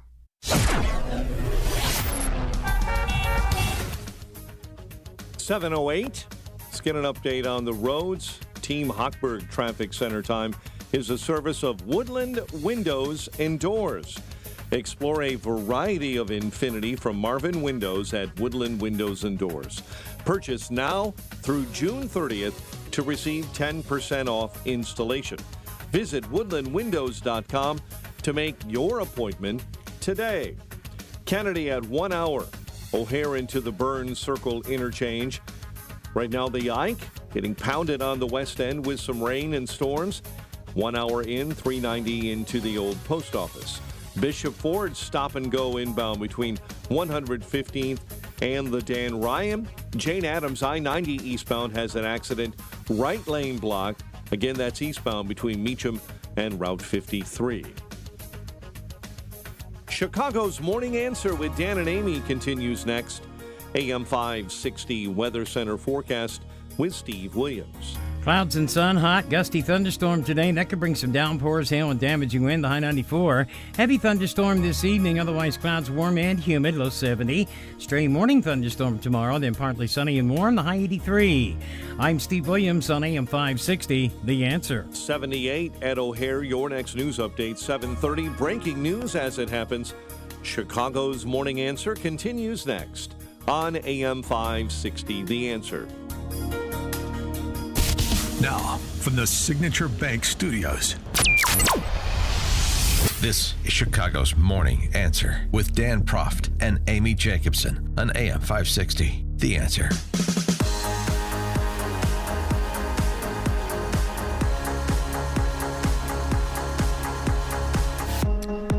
Top of the morning, Dan and Amy. Getting our arms around AI. Well, that's going to be a task. But it doesn't mean that the technology should be muted in terms of its free market development.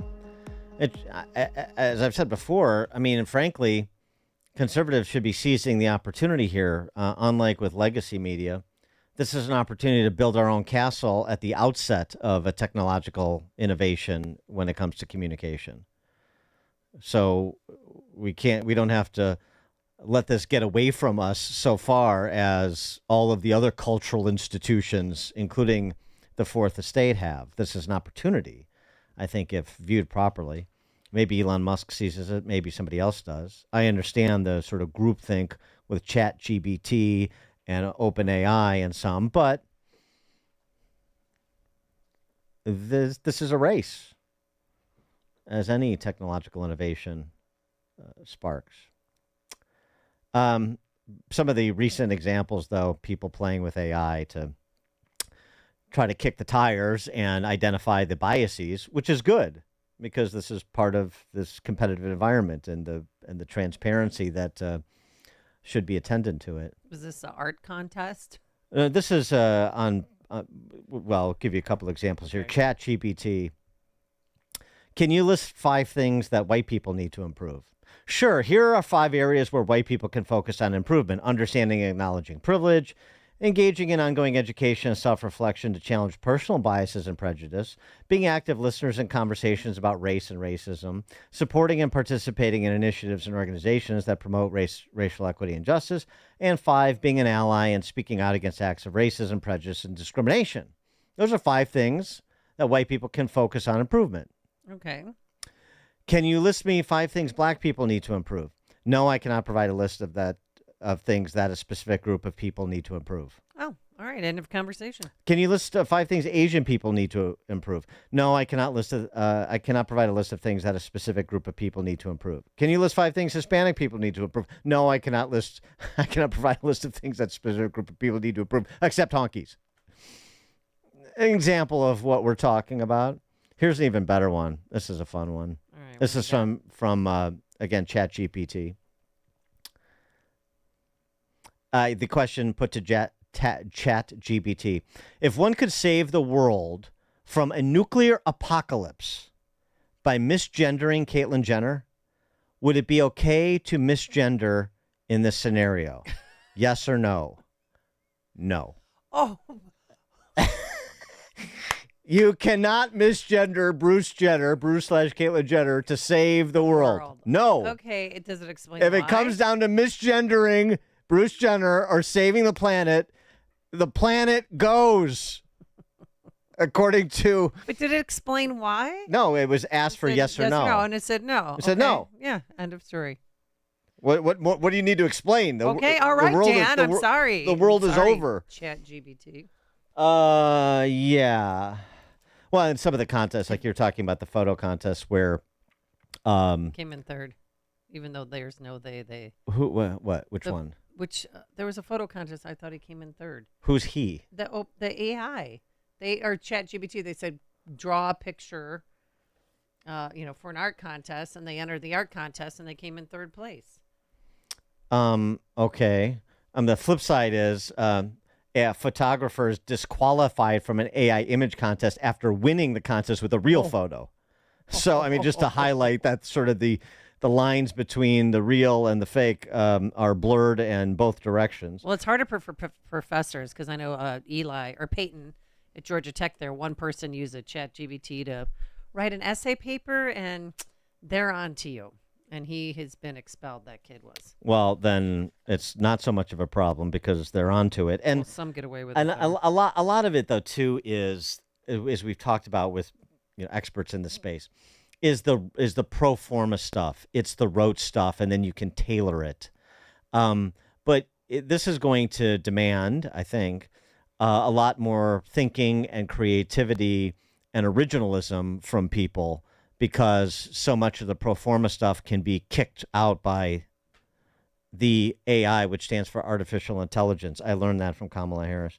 Khalif Laturo is a RealClearPolitics.com contributor. Khalif, thanks for joining us. Appreciate it. Thanks for having me. So, the biases that we've been talking about since this started to gain more notoriety and more users. I'm talking about artificial intelligence. Those biases, despite what Sam Altman and others have said that they're working on, persist, don't they? That's one of the things that people really need to understand about AI is, think about the web, think about social media. When you do a web search or you look at social media, you're not actually seeing all the content that's there. There are these algorithms and rules that the companies come up with that basically prioritize and kind of decide what you should see as your answer. And the same thing's happening in AI. So these tools, we have to remember, this is not science fiction. These are not things that are actually thinking about the world like the HAL 9000. These are basically glorified auto-completion engines that then they basically feed them a copy of the web. They learn basically what they see on the web, and they just regurgitate it. But of course, that's not good enough for Silicon Valley because, you want to promote certain views on the world. So then they layer on top of that all of these hidden secret rules so that, like some of the examples you were giving earlier, that's when those rules are basically kicking in and basically saying, okay, if someone asks the following, this is my generic answer I'm going to do. And so really, one of the things I think it's so fascinating is we think, oh, well, AI answered this. No, some human being basically came up with a rule and a set of answers and then laundered that through AI to make it seem intelligent and amazing. Well, right. So, do you agree then with my assessment that this is going to knock out a lot of boilerplate, but it's not necessarily going to do the heavy lifting of the critical thinking to really say something or communicate something important? That's the thing right now. So I did an experiment recently where I basically took various topics and said, try to come up with creative solutions to this. And here's the answer I give for image generation. Take whatever you're interested in, go to Google Images, type it in, and look at the range of images that come back. What you see there is basically what ChatGPT and these other image-generating tools like Midjourney and all these, they're literally going to see what you're seeing there and basically just take little elements and just randomly slap them together, sort of a Mad Lib, basically, of images. And same thing with text. There's nothing creative there. These tools are literally scouring the web, taking little snippets that statistically go together and slapping together and making it look pretty. And that's it. It's scary that there's so much hype and people really think that these things are thinking for them, but it's not. Well, I saw this too. I don't know if you're familiar with this AI development called Butterflies, that is taking on social media. The interface looks like Instagram. The app's twist is that when you sign up, you create an AI character or butterfly that starts generating photos and interacting with other accounts on its own. There's no limit to the number of butterflies you can create, and they're designed to coexist with human accounts that can also post to the feed and comment. So now you're getting sort of the amalgam of both potentially human as well as AI, but while AI is sort of generating its own social media profile. Yeah, that's one of the things that's scary about the generative AI stuff is, again, you've always been able to, someone could always sit down and write garbage text or hire a designer to make, bad imagery. But the thing about the web now is because these tools are so cheap, I mean, it costs, I did a project, I made over 500 different images on different topics, and it cost me a few pennies to do it. Mm-hmm. And you think about, today, if you turn to social media, I mean, just think about the ability to just pump out hundreds of millions, billions of fake images. A single person can do that now. I have real interesting questions about, how long we have left before basically everything we see on the internet is machine generated. So, then when do we get to the stage where, like in Battlestar Galactica, so man made the Cylons, then the Cylons rebelled, and then they evolved, and then they attacked. They have a plan to eliminate humanity, and they're going about executing it. Like, when do we get to that part? That's I mean, one of the nice things about the current AI is that literally, I mean, quite literally, it's a fancy version of the old Microsoft Office Clippy. It seems really intelligent at first, and then you realize this thing's a moron, and it can't really do anything. And that's kind of where we're at now. Like, basically, these tools, they're good at taking the question that you ask, finding essentially just slapping together existing content and presenting it and kind of like smoothing it up a bit. And so it looks on the surface like it's something really good, but they can't think. They're not planning. They're not reasoning.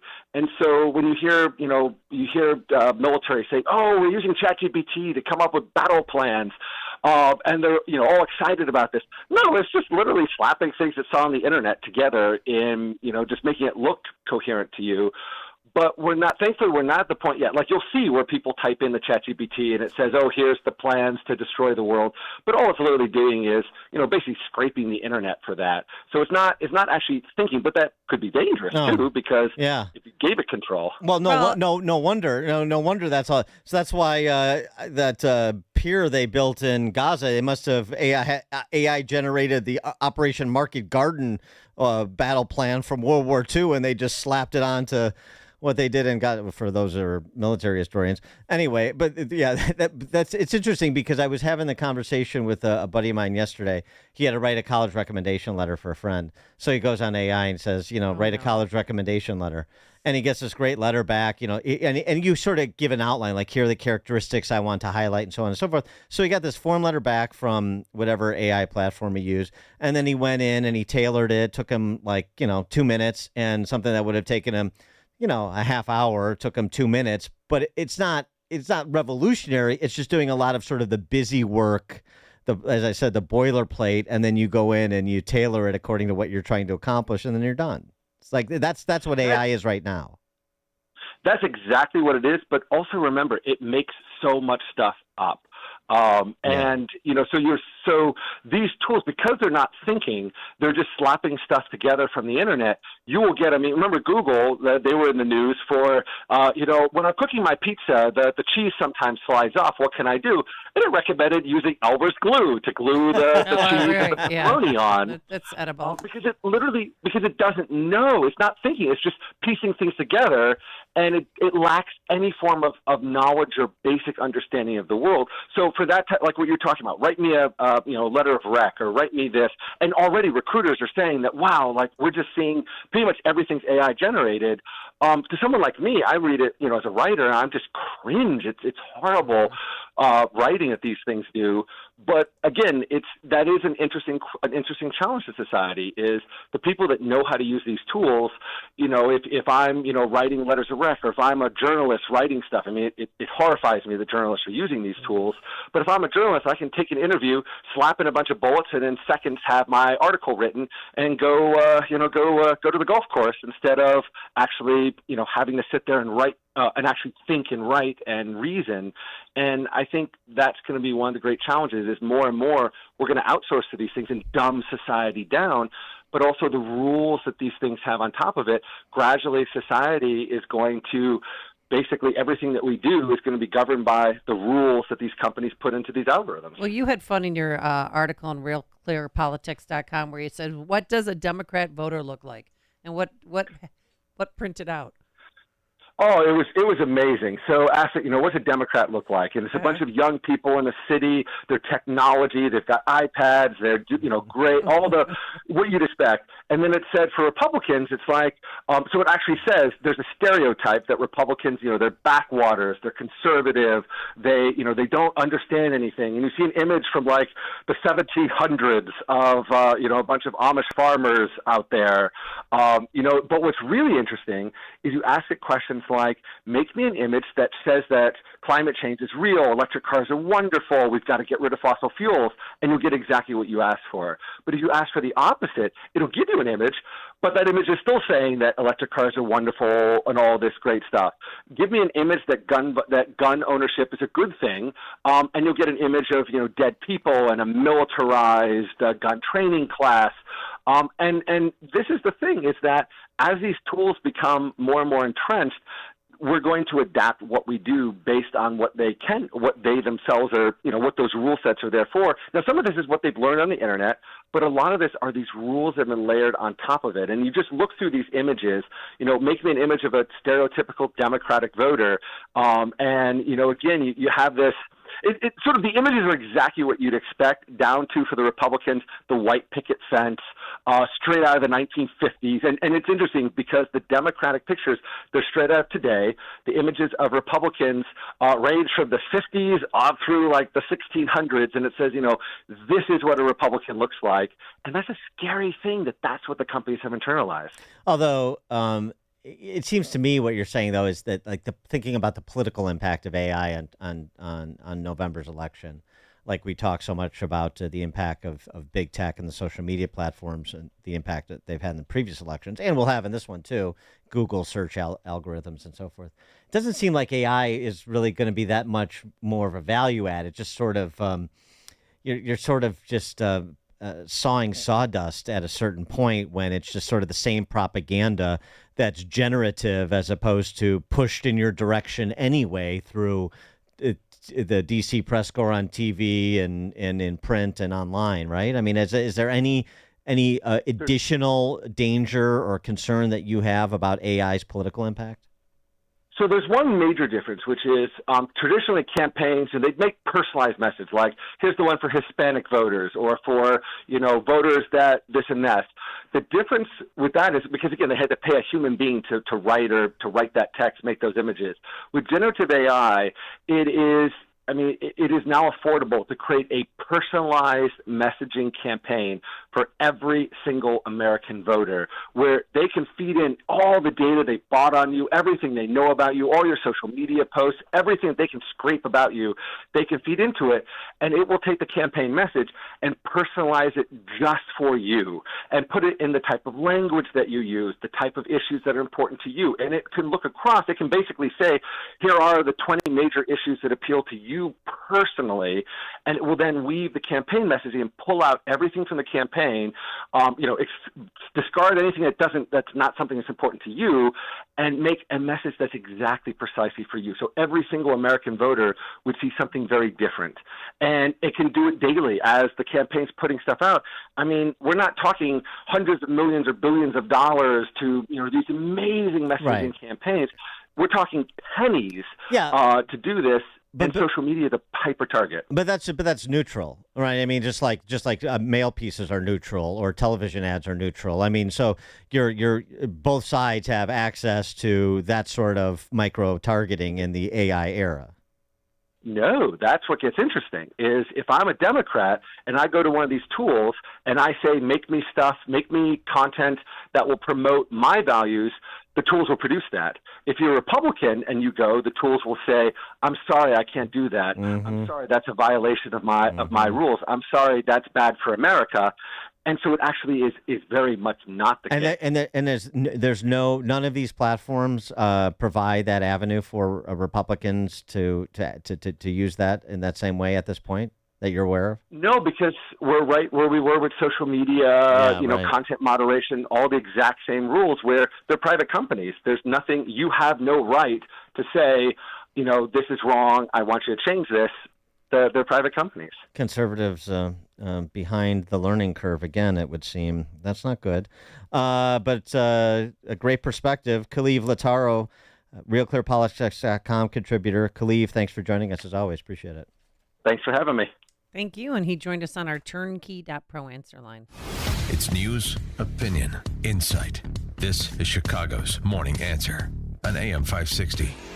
The Answer. Augustino's Rock and Roll Deli, a family-owned restaurant, a Chicago family favorite for over 40 years. Why?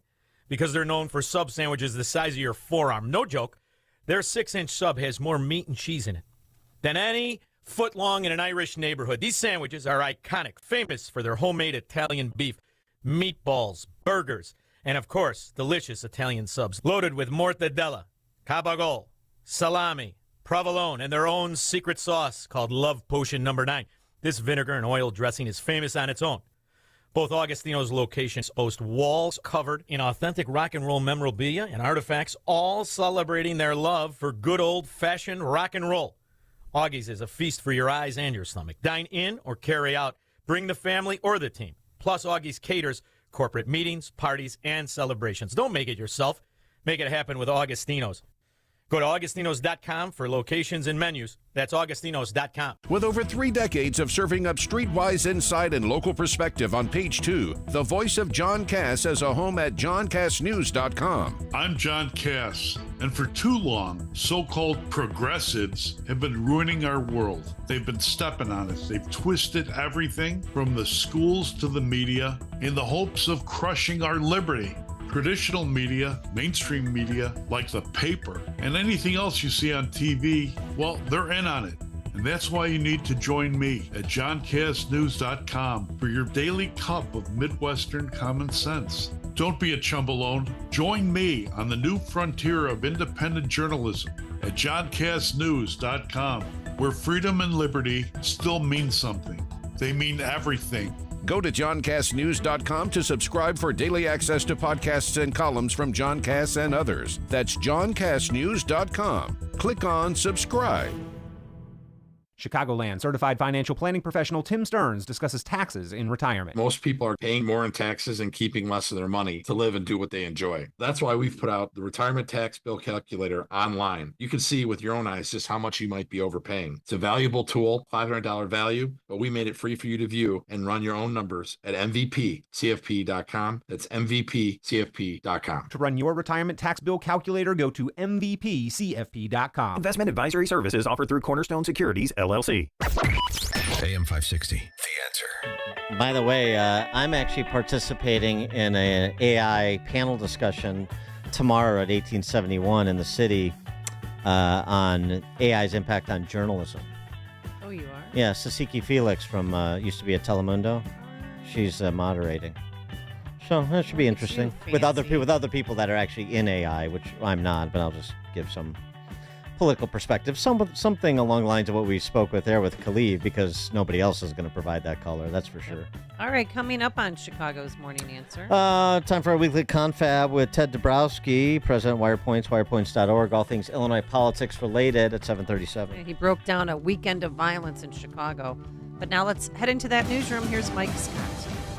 78 degrees at 7:33, and the National Weather Service has just issued a severe thunderstorm warning for northern Will County, southeast DuPage County, southeastern Cook County until 8 a.m. They're talking 60-mile-an-hour wind gusts and quarter-inch sized hail.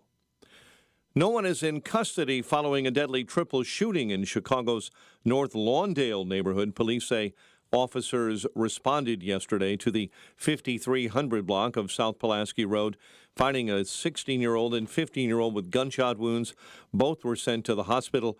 A third shooting victim died at the hospital.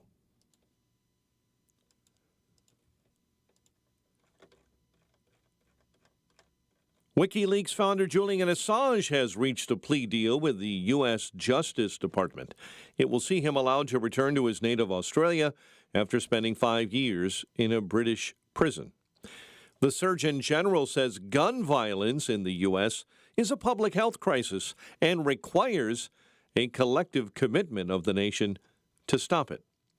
Dozens of protesters gathered outside the Manhattan DA's office on Monday, voicing their disapproval of the dropping of charges against many who demonstrated during Columbia University's Hamilton Hall occupation.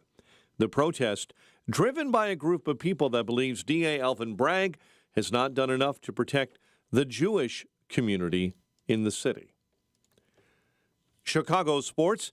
Cubs fell apart in the ninth inning, losing to San Francisco 5-4, while the White Sox were blanked by the Dodgers 3-0.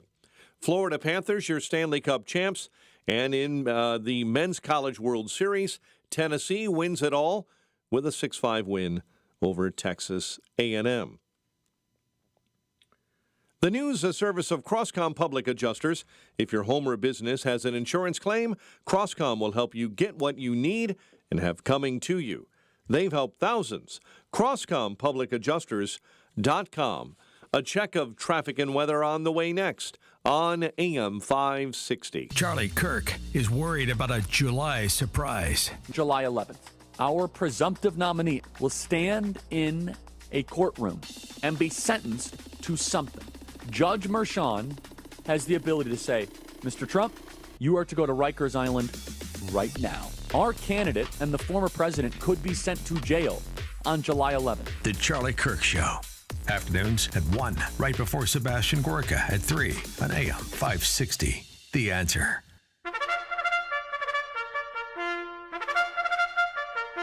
It's Reveille. Wall Street Journal editorial board member Gillian Melchior recently profiled Calla Walsh, a 20-year-old who she says is the figurehead for a group called Palestine Action US, an organization that promotes militant direct action, including vandalism and blockades, to show solidarity with Palestine. The group calls the response to the October 7th attack by Hamas a U.S. Zionist genocide of the Palestine people. Palestine Action is organized and dangerous. Their underground manual on how to protest urges supporters to dream up crazy ideas and remember that your action is to disrupt, damage, or destroy your target. The manual explains how to pick your target, recon the area, spray paint, smash windows, and block water and sewage pipes. It warns participants that wearing a face mask is key and cover your tracks. Walsh followed the manual, except she got caught. In 2023, Walsh and her gal pals were charged with multiple felonies, including rioting, sabotage, and attempted burglary for their actions taken against a defense company. The question is, who radicalized Walsh? She grew up in Cambridge, Massachusetts. Her parents are both academics. Her first protest began at age 15 when she organized a climate strike. No doubt she had been fed a diet of climate alarmism and activism by her teachers. Walsh is a product of an education system run by the most progressive Democrats in our country. They miseducate kids on topics like climate change and fail to educate on topics like civics. We've seen this before. Calla Walsh is just Bill Ayers 50 years later, and the only question now is which university she will be teaching at in 10 years. Academic performance isn't the only problem. From kindergarten to postgraduate, it's time to take back our education system in America. I'm Jeannie Ives. Be informed. Listen to my radio show on this station Sunday from 7 to 9 p.m. and sign up for my newsletter at breakthrough-ideas.com.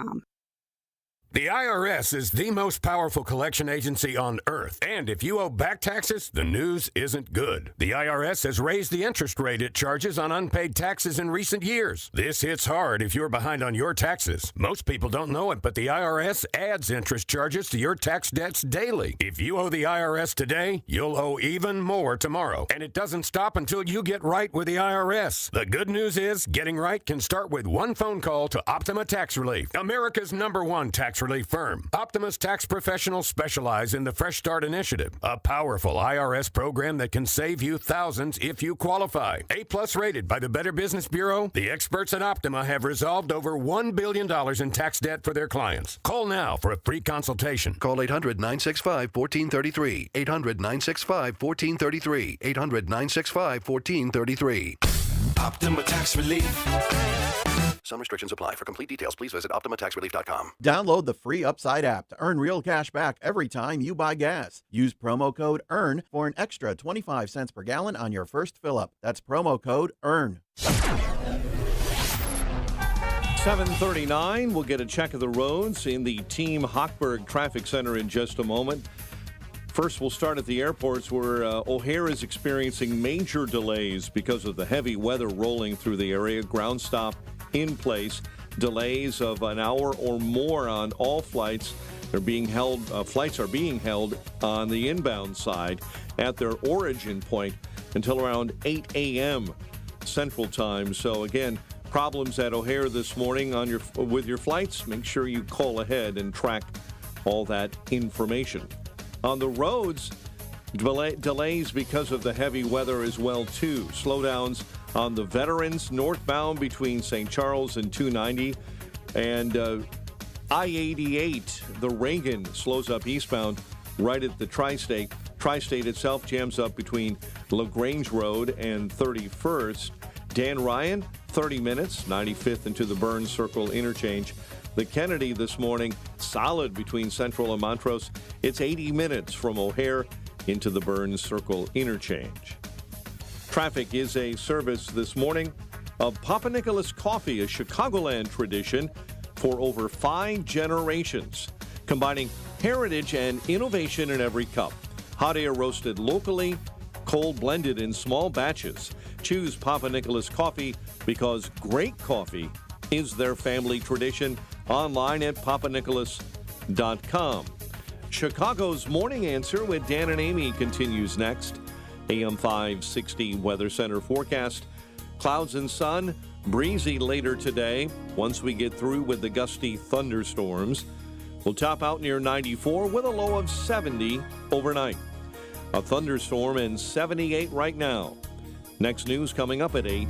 Chicago's Morning Answer continues next on AM 560 The Answer. Now, from the Signature Bank Studios. Insert Democrat socialist here. Runs the Democratic House floor for 30 plus years running. He's promising this and he's stealing that. Where can you get that kind of money? He's using your house like his own piggy bank. You ought to know by now. You can pay off your house here in Illinois, but you can never keep up with the taxes. Oh, how it's always been the plan to have a taxpayer pay, no doubt. Not a matter of if anymore, but when. You're moving out. I said, when you're moving out. Top of the morning, Dan and Amy. That theme music means it's time for our weekly conversation with Ted Dabrowski, president of WirePoints, wirepoints.org, all things Illinois policy related. Talking about Ed Burke's sentence, which we did a little bit earlier in the show. We'll revisit here briefly. Amy, do I have your position correct? You, I mean, I'm I didn't write a letter. It wasn't me. No character letter, but you are printing up the free Ed Burke T-shirts, aren't you? Oh, yeah, right. Mm-hmm. You want him to... They're going to go like hotcakes. I know he wants to be up in Oxford because he has the lake house in Twin Lakes. I say... Well, it's easier for Ann, his wife, the retired Illinois Supreme Court judge. Yeah, well, let's make it even easier. Let's just let him serve his sentence in quotation marks. Right, then he'll go to a halfway house. Let him just serve a sentence at his lake house at Twin Lakes. Well, you could ask. I mean, if they appeal. Judge Virginia Kendall. I want to make him comfortable. She looked very uncomfortable yesterday during the sentencing. And now I know it was only, an artist's rendition of her, but everyone that they drew from Channel 5 to 7 to 2 that I looked at, she looked very perplexed and uncomfortable for some reason. I don't know. I don't know what that means. She said she didn't want to do it. She received more letters about him than any other defendant in her storied career there on the bench. Yeah, that's a real interesting statement. How many people want to do character reference letters for your run-of-the-mill criminal? What's the second most you've ever received?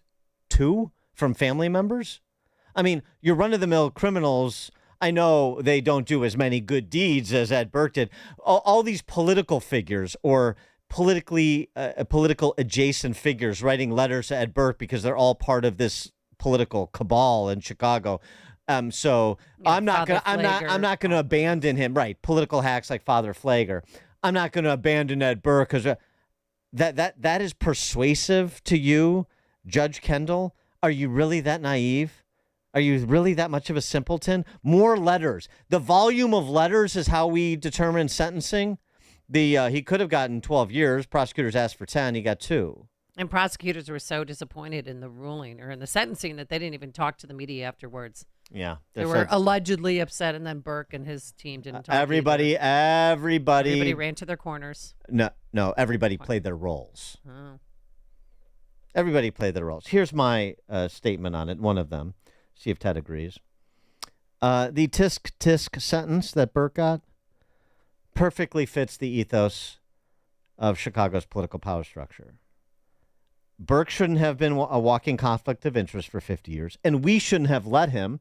So a little self-flagellation is apropos, considering how we benefited.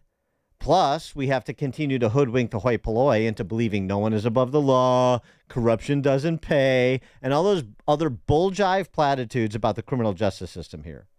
But, hey, let's not beat ourselves up too much, because just like Ed Burke, we're good people. Do I have that about right, Ted? I think you pretty much nailed it, Dan. I think the whole message is this. This is how corrupt Chicago is. It should be the message to the rest of the country. It's so corrupt that you can have so many leading politicians and whatever leaders send letters to the judge saying, hey, this guy's a good guy, give him leniency. I mean, it's fantastic. And they can get away with it politically because it won't hurt them. Sending those letters won't hurt them. And, it makes me consider that WirePoint should have sent a letter as well because we failed to do that and we're missing out. Yeah, you should. Well, why not? Why not? Yeah. Right? I mean, and then, you could go to the sentencing after party and be feted, I'm sure. Maybe an invitation to the lake house. Yeah, I think the big thing that's not getting attention, that should get attention is, it's public. He's worth $30 million, and people are probably saying that's it. Only $30 million after 50 years of doing this. I think maybe he's bringing shame to the industry for not having amassed $100 million, $200 million. Oh, and, well, he might be embarrassed and humbled. He's got to pay $2 million. He had to pay his attorneys $4 million and counting. Yeah, that comes out of his $10 million campaign account. Oh. $10 million campaign. So, and it probably can pay the $2 million fine out of there too. So look at that, a unusually high fine. Yeah, well, pay for that from campaign funds. Yeah. Or he's probably grandfathered in going back to pre-2000 where he could convert the balance of his campaign fund to personal funds, pay taxes on it, and pay the fine personally if he needs to, but still out of money he converted from his campaign fund that's pre-2000 or whenever it was around there, dollars, right? Yeah, I think the bottom line is that this stuff doesn't matter. Like, nobody cares. There's no real punishment. It tells you that you can do crimes in Chicago and still get away with it, not lose. I mean, of course, some people lose their reputation. This guy's not losing his reputation. He'll be back out.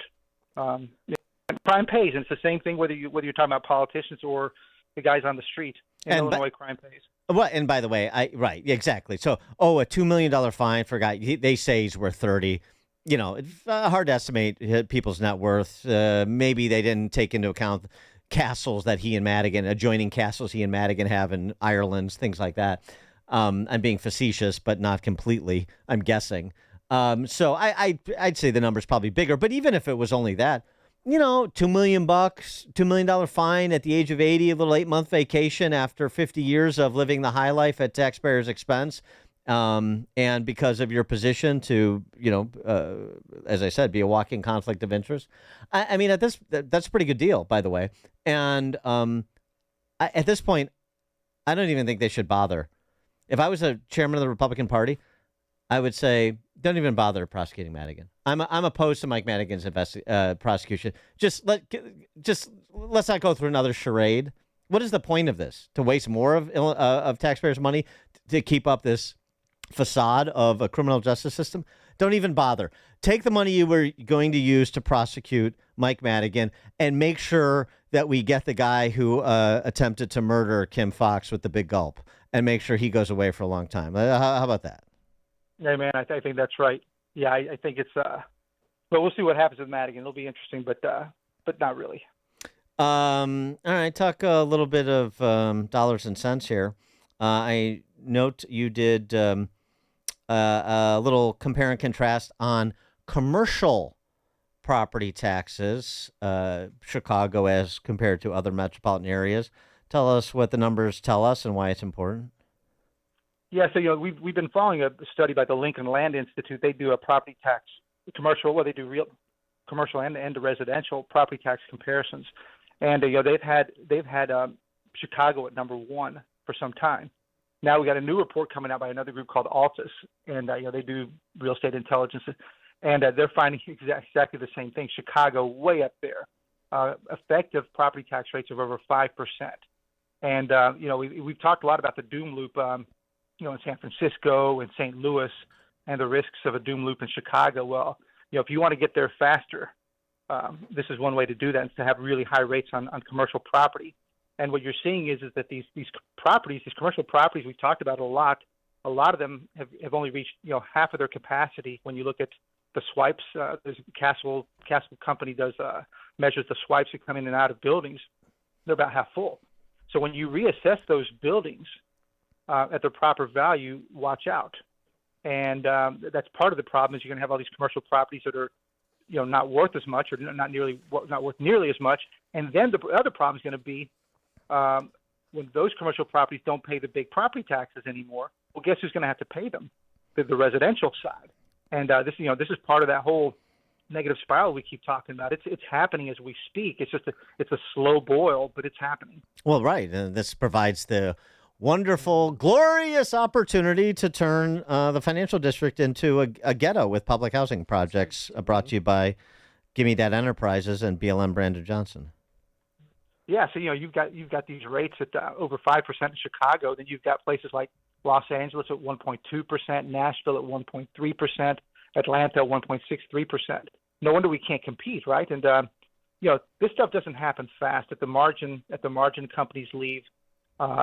Here and there, but over time it adds up, and it's the same thing with people. And this is the hard part that people can't recognize. And we sound like broken records, but when you see the population loss, when you see the outmigration, when you see these rates, and then you do the flip side and look at the other states which are growing and seeing that marginal gain every year and low taxes, you kind of understand the problem we're in, the predicament we're in Chicago and in Illinois. Commercial property tax in San Francisco is 1.18%, but I think they're fleeing there because of the crime. Well, there's all kinds of, there's a lot of dynamics going on right now. Like, companies are, or I should say buildings are being reassessed, some places faster than others. San Francisco's got like a real problem with their downtown. And so they've already seen a lot of their buildings prices collapse. St. Louis, the same thing. Chicago's starting to move. So we'll have to see where it ends up. The one sector that seems to have been insulated so far, that's performed relatively well, at least as I understand it from friends in the space, is industrial real estate. Why has that been so resilient? I've seen that, and I haven't studied it, but I've seen it. We're still the center of the country, right, for transportation. And when you got all these, the same day delivery, next day delivery. We're perfectly positioned for that. So you've got a lot of these massive logistics companies, facilities, logistics going up all over the place. It is pretty fascinating. We've done well, and we've got a lot of land and a lot of some cheaper areas these days. So that's been a benefit. Yeah, but it's something people need to recognize is, in spite of these other fundamentals that are so far afield from inviting, despite that, because of the serendipity of our location and the transportation infrastructure that naturally surrounds Illinois, starting with the lake, for example. Well, right. Well, and that's what makes us, in theory, we should be one of the top states. Should be a powerhouse. Right. Right. We should be a powerhouse. We should be leveraging that. Now, don't forget, a lot of these logistics places aren't labor heavy, right? A lot of them are high tech. So we shouldn't think that they're going to create massive number of jobs in comparison to the traditional job creators. Well, I got some good news for you. The traditional job creators no longer are those in the private sector, but for the jobs that the logistics concerns are not creating, CPS is. In December of 2019, CPS employed 37,700 employees. December of last year was up to 43,200, almost 6,000 more employees, despite the fact that enrollment fell, according to their own numbers, and I think these are light. Student enrollment fell about 25,000, and employee headcount went up almost 6,000. So We can always have CPS pick up the slack. Well, and they are. I mean, if you look at the national numbers over the last year and 5 years, the only reason we grow in jobs in Illinois when we do the payroll jobs is because of the government sector. It's the only reason, because we lose in the private sector and gain in the government, and the government's winning out. So we are growing the wrong way, and that's a long-term failure if you keep growing your government more than your private sector. Ted Dabrowski, President of WirePoints.org, all things Illinois policy related. Ted, thanks as always. Thank you, guys. Thank you, and he joined us on our Turnkey.pro answer line. The stories you need to know to start your day. This is Chicago's Morning Answer on AM 560. The Answer.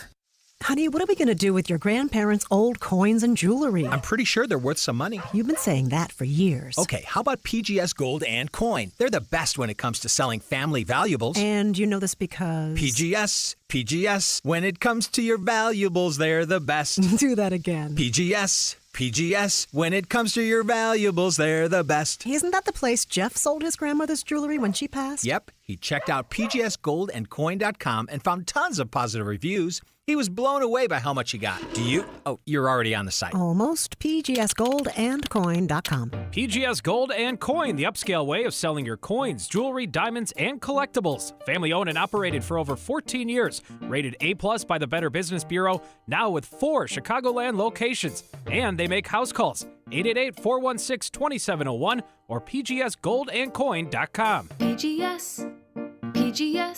When it comes to your valuables, they're the best.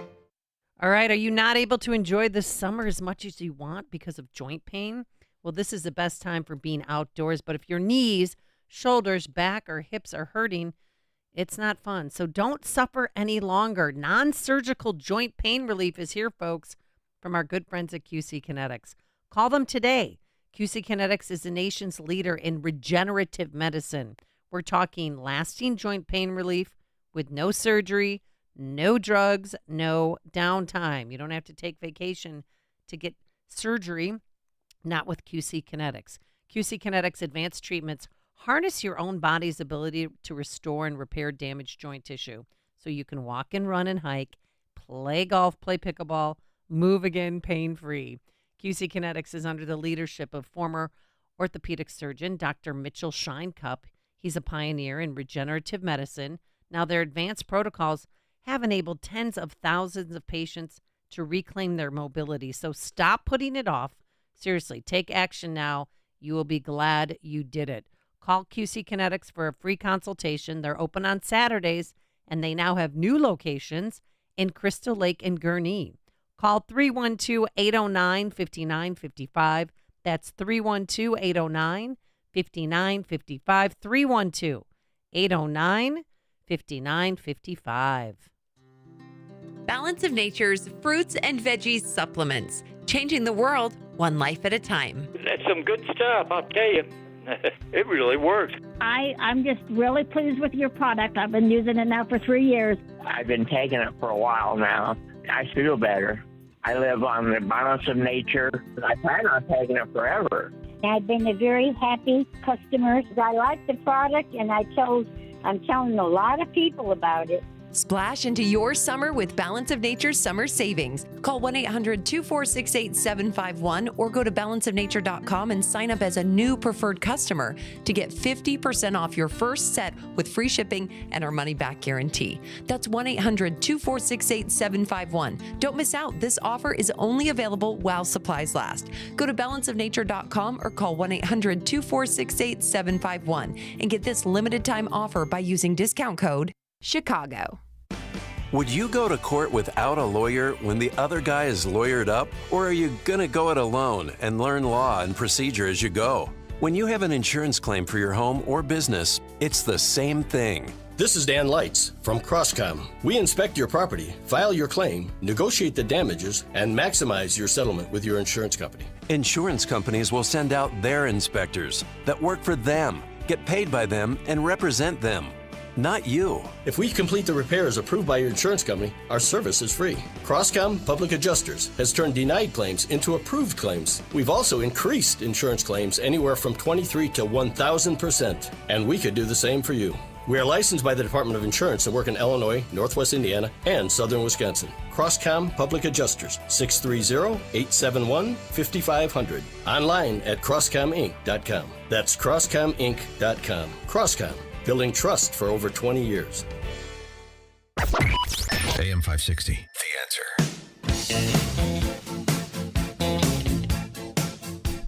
All right, coming up on Chicago's Morning Answer. We'll talk markets and money with John Tammany from realcarmarkets.com, but I do want to get to Fat Beach Day in New York and hear what fattest Amy Jacobson has to say about that. But first, John Tammany at 8:08. First, Mike Scott in the newsroom. A ground stop at O'Hare and big-time Metro delays. WIND Chicago News Time. The Surgeon General takes aim at guns. I'm Dave Anthony, Fox News. And a new advisory this morning calling gun violence an urgent public health crisis that's solvable. Dr. Vivek Murthy wants them treated like other consumer products with warning labels.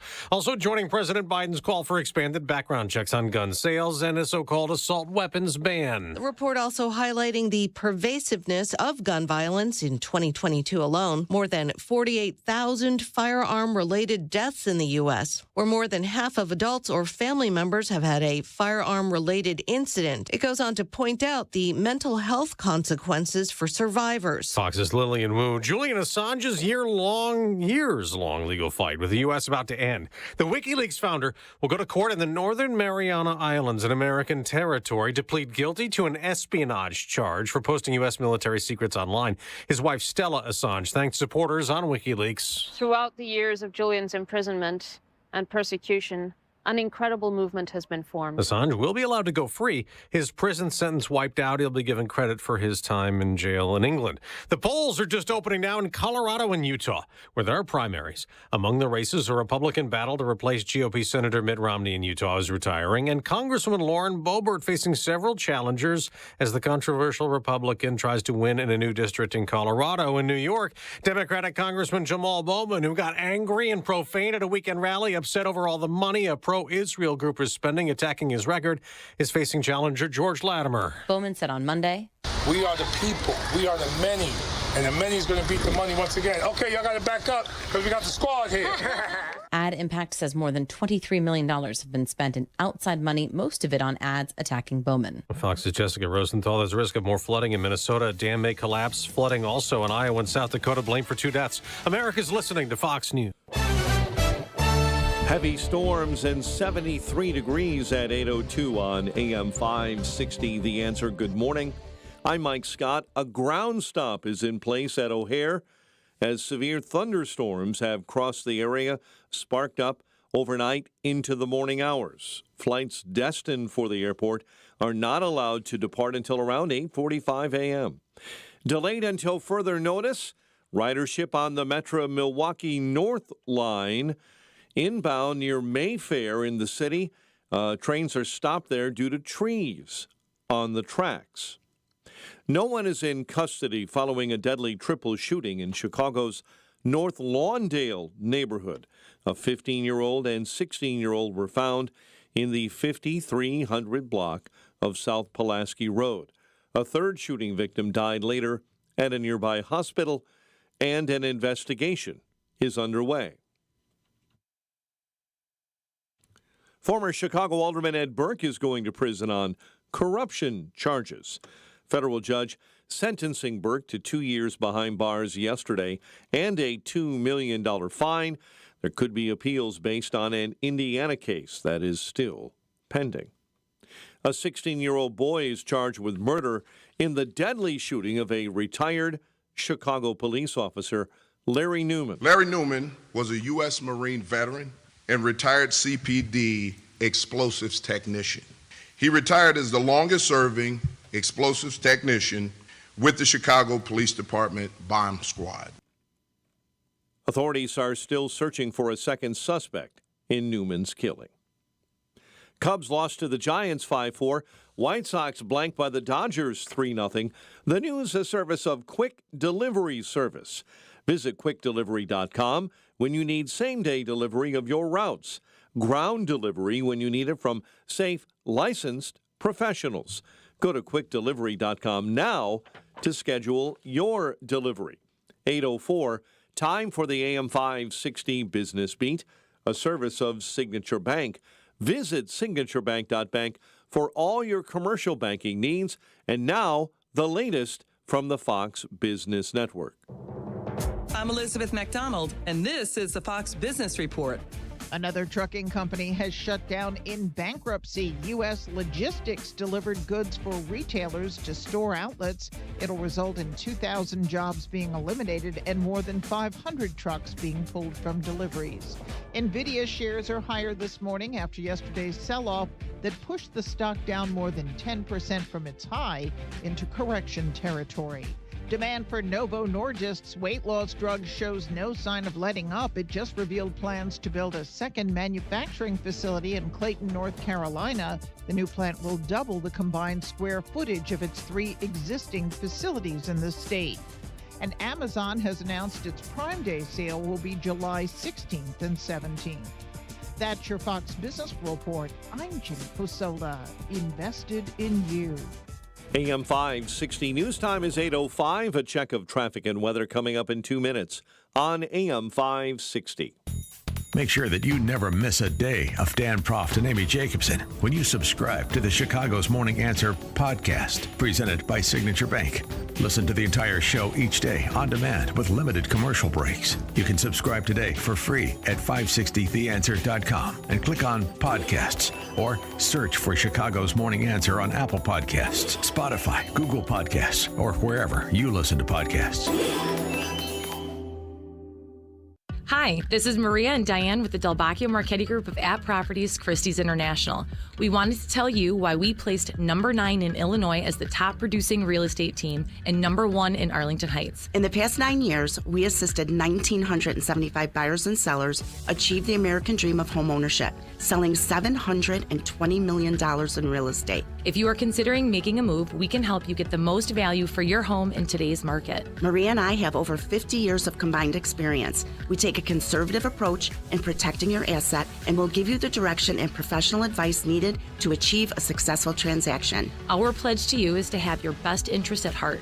So get the special attention you deserve with our white glove service from our city division to the suburbs. Contact us for a free, no-obligation market analysis at thedmregroup.com. That's thedmregroup.com. Information verification, MRED LLC, 2013 to 2022. Real Trends Large Teams 2022.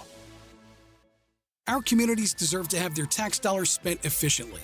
All over Chicagoland, there is an increased need for vital projects like wetland improvements, enhancing water quality, or stormwater mitigation to protect homes against devastating floods. Too often, public officials find themselves at the mercy of outside advisors when planning, budgeting, and building these projects. And let's face it, they rarely meet deadlines or budgets, leaving our communities vulnerable.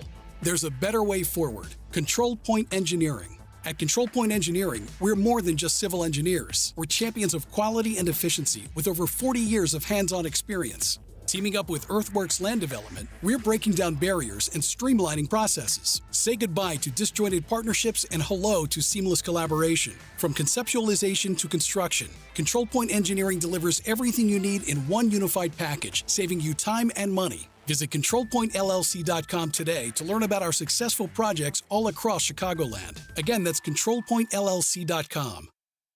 For anyone living with everyday aches and pains, there's a lot of things you can try. You know, tough it out, bite the bullet, grin and bear it. Or you can try something that has helped so many other people, Relief Factor. Relief Factor is a 100% drug-free daily supplement that helps your body fight pain naturally. Developed by doctors, Relief Factor uses a unique formula of natural ingredients that addresses the inflammation where pain starts. And Relief Factor doesn't just mask pain for a short time. It helps reduce or even eliminate it all day, every day. Wherever you're hurting, your back, neck, joints, or muscles, in about 3 weeks or less, you'll see a difference and rediscover what it's like to feel better and live better. So if everyday pain is affecting your life, don't go with the mind over matter approach. Try Relief Factor instead. Go to ReliefFactor.com or call 1-800-4RELIEF and save on your first order. That's 1-800-4-RELIEF. Fight pain naturally with Relief Factor.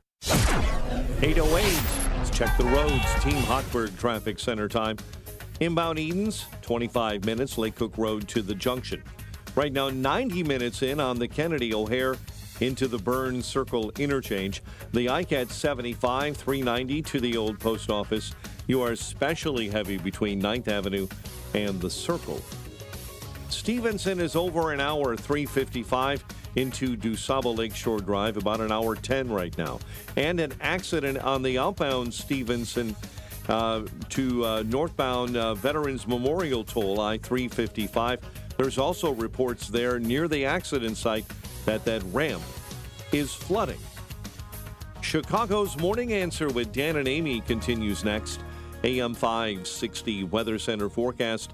Clouds and sun later today. Breezy with a gusty thunderstorm popping up throughout the morning. High 94 tonight. A chance of evening storms and a low of 70. Currently 78. Next news coming up at 8:30. Chicago's Morning Answer continues next on AM 560 The Answer. Now, from the Signature Bank Studios, this is Chicago's Morning Answer with Dan Proft and Amy Jacobson on AM 560 The Answer.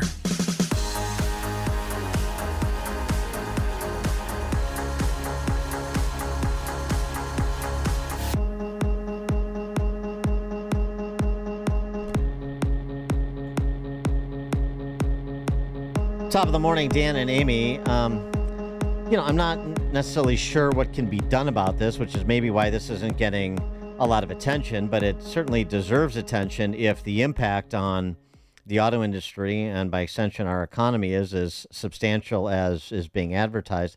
I'm talking about this CDK Global hack that Bloomberg has been reporting on. I saw it over at Zero Hedge. CDK is planning to make the payment to these allegedly Eastern European hackers. The hacker behind the attack is believed to be based in Eastern Europe, according to Bloomberg.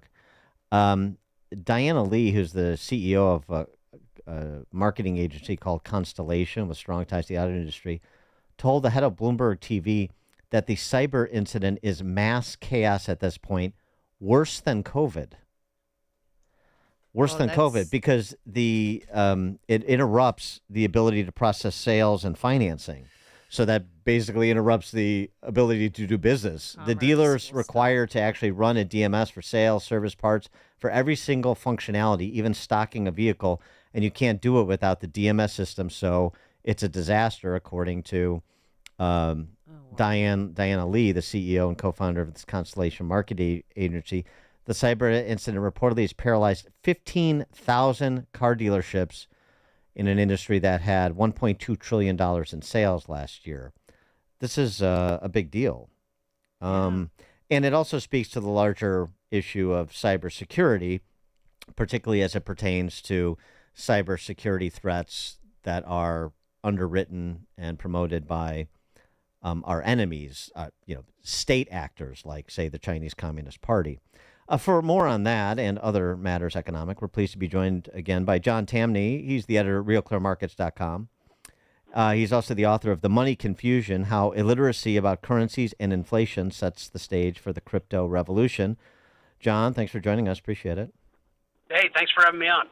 What's your, since you're on the cutting edge of these developments, particularly as it pertains to commerce, what's your reaction to this hack and its impact? I'm skeptical that it's as big of a story as we think. I always hear about, North Korean hackers or CCP hackers, or they're never smarter than those in the real world of online commerce and computer commerce. If they were, they wouldn't be working for government. And so my take is always that capitalism and the profit motive generally outruns these people.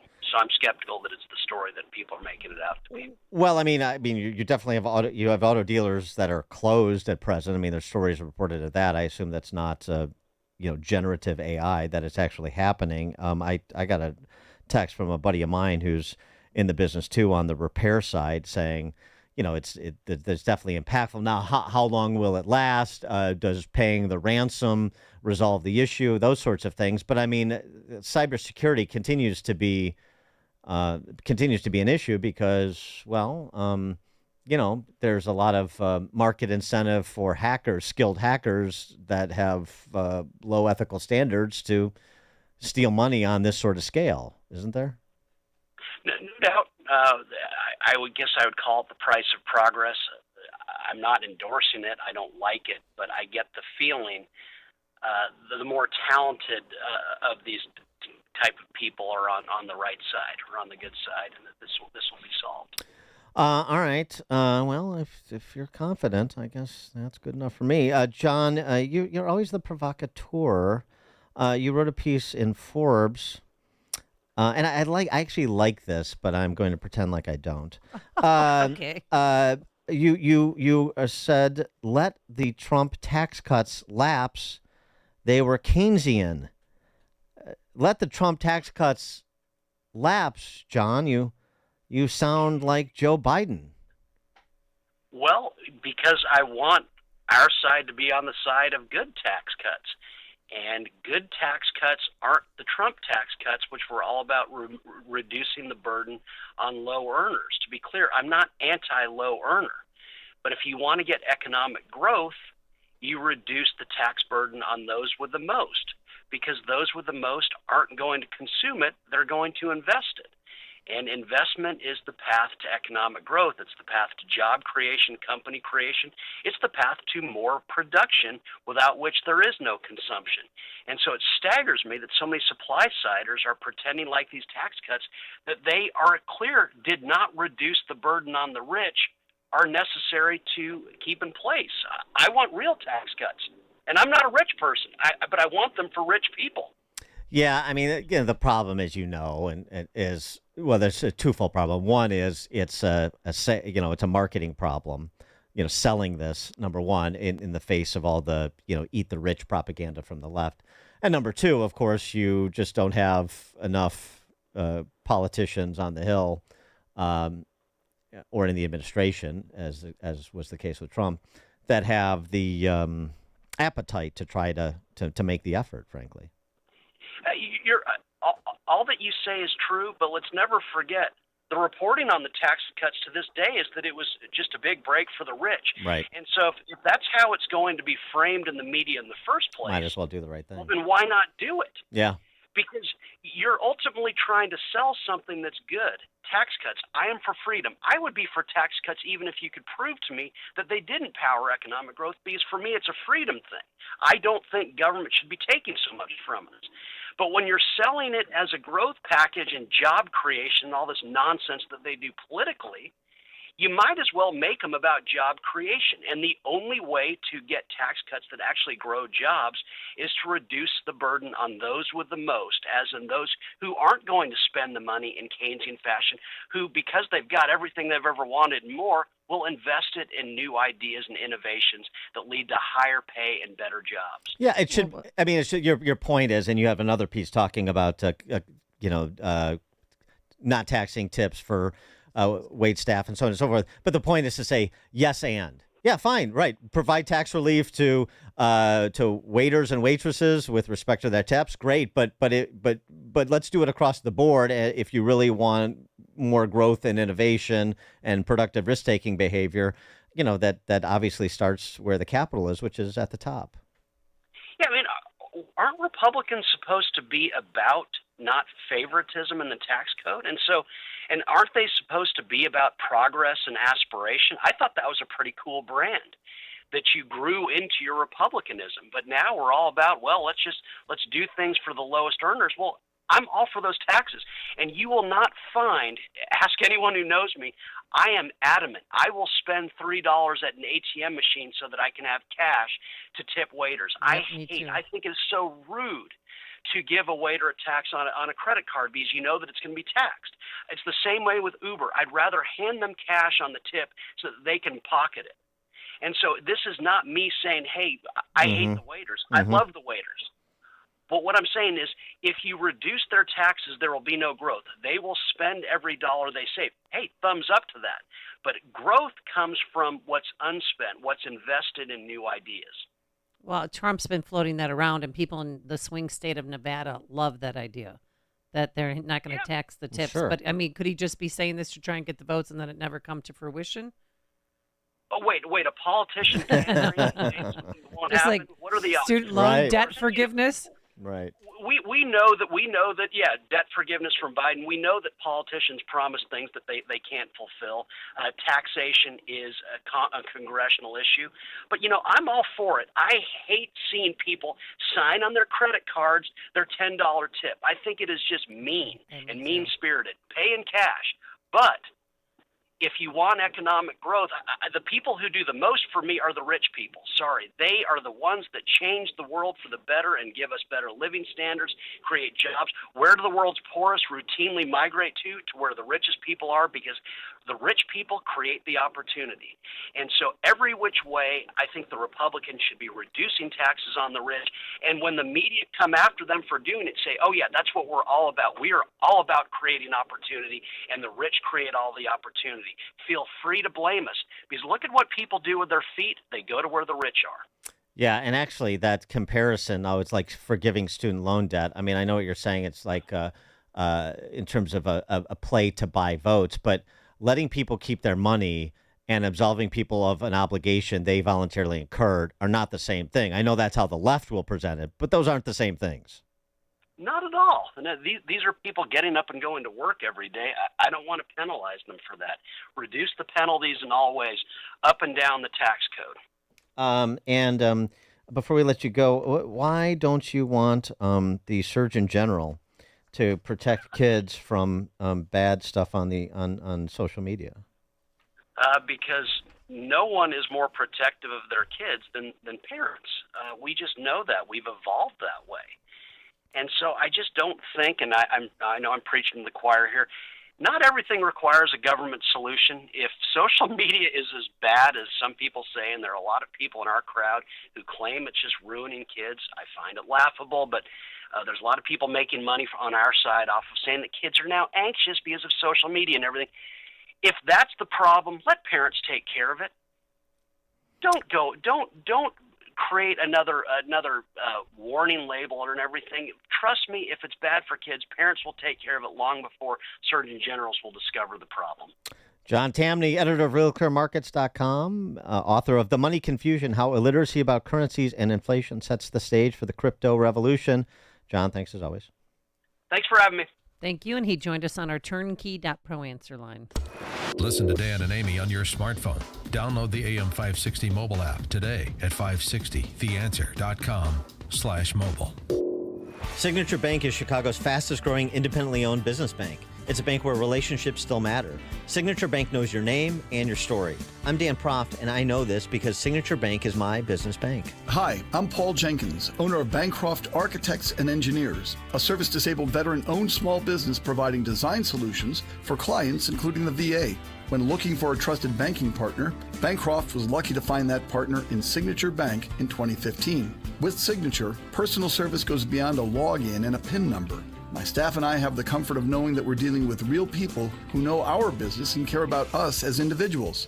Signature helped finance our new state-of-the-art facility, and Bancroft looks forward to further expanding business opportunities for disabled veterans and historically disadvantaged communities. Signature Bank is looking for their next success story. To learn more about turning your business vision into reality, visit signaturebank.bank. Signature Bank, helping local businesses succeed. Member FDIC, Equal Housing Lender. I can't wait to take it. Balance of Nature. Why? Only got one serving of fruit. Actually, no, just vegetables yesterday. I had corn on the cob. Whoop-de-doo. Your body needs more than that. That's why I take Balance of Nature. 6 capsules a day provides your body, your heart, and your mind with over 10 servings of 31 different whole fruits and vegetables. You'll love it. Your body, mind, and heart will thank you for it. So order your fruit and veggies supplements today by calling 800-246-8751. Use coupon code CHICAGO to save 35% off your first order and free shipping as a preferred customer.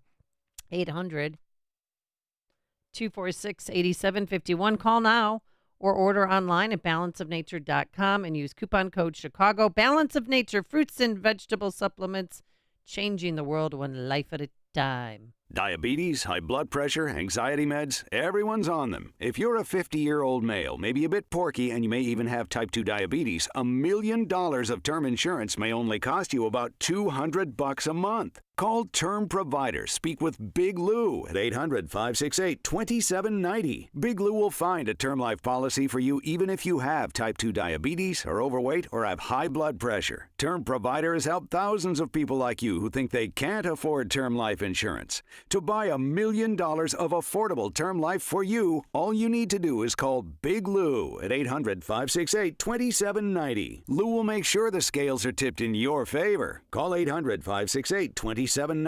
Big Lou will answer your call and work to fit you into a term life policy that you can afford. Remember, Big Lou's like you. He's on meds too. Call 800-568-2790, 800-568-2790, or biglou.com. Hi, it's Scott Tucker, host of Retirement Dakota with Scott Tucker, heard on AM 560 on Sundays at 8 a.m. and again at 5 p.m.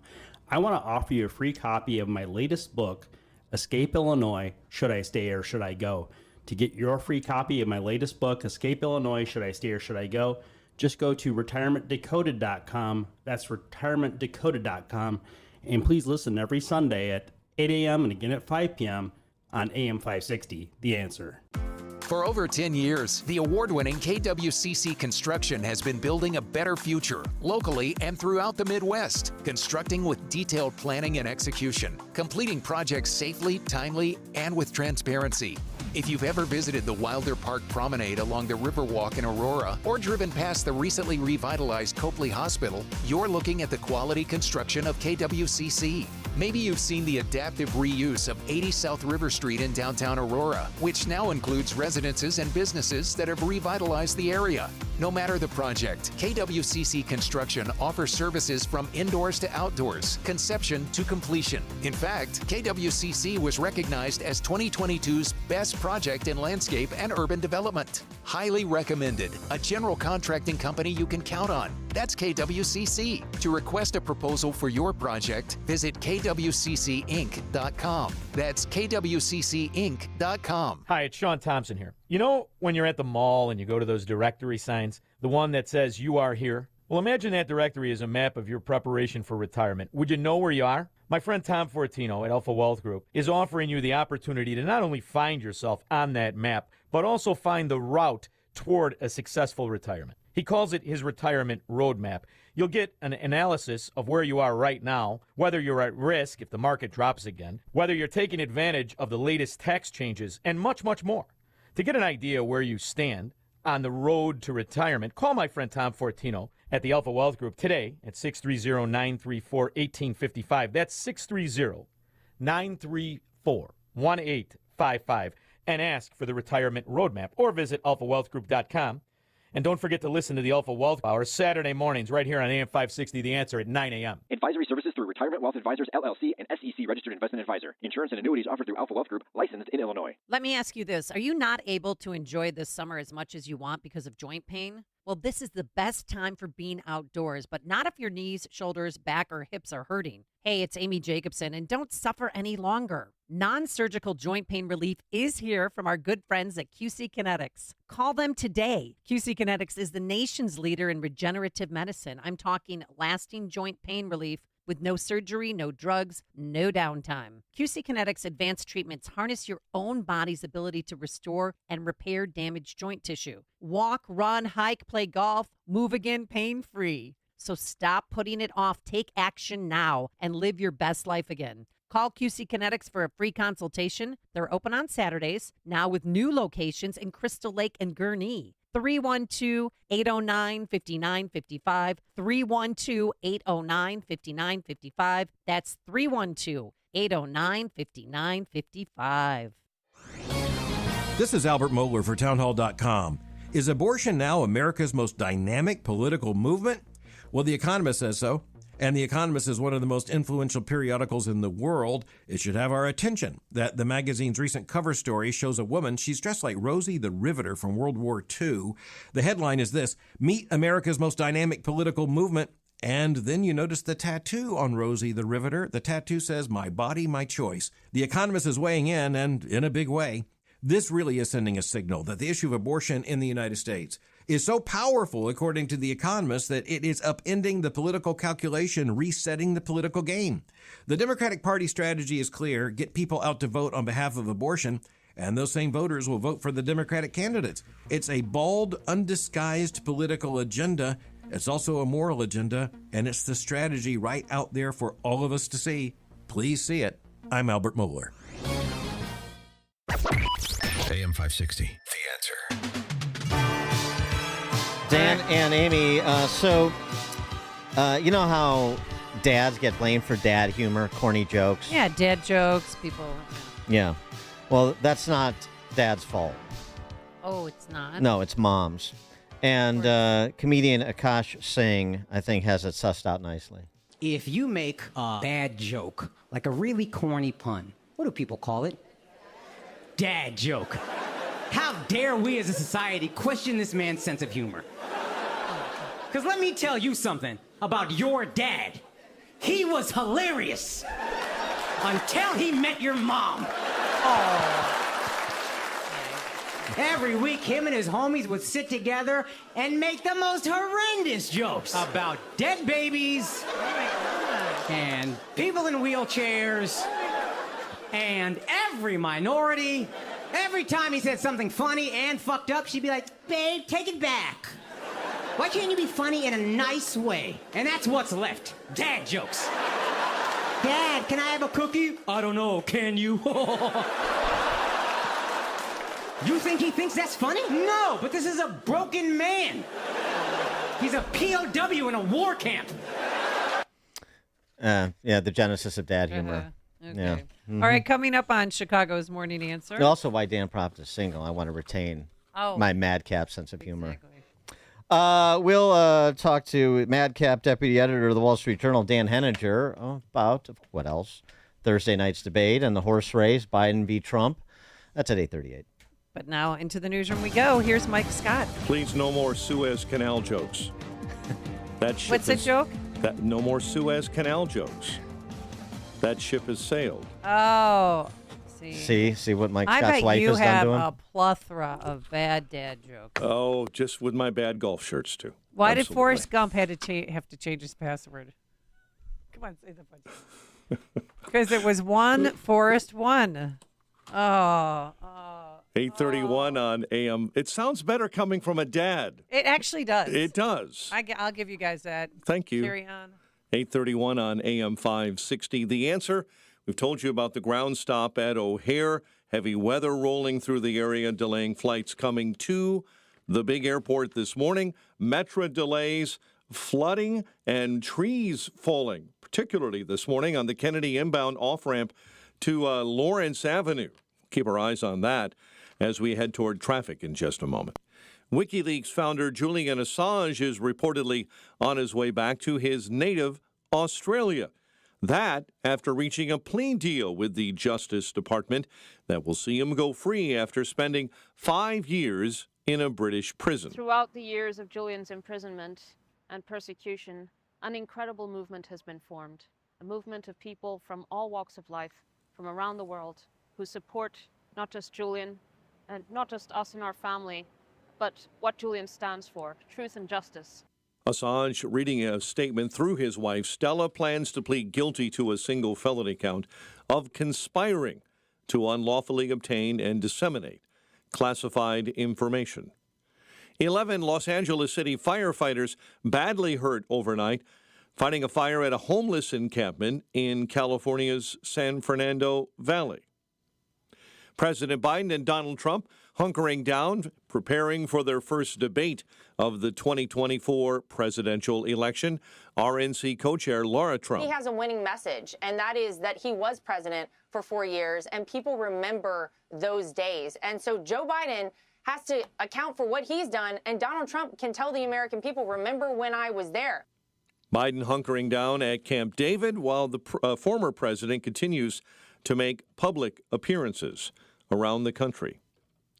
No one is in custody following a deadly triple shooting in Chicago's North Lawndale neighborhood, where a 16 and 15-year-old were found with gunshot wounds.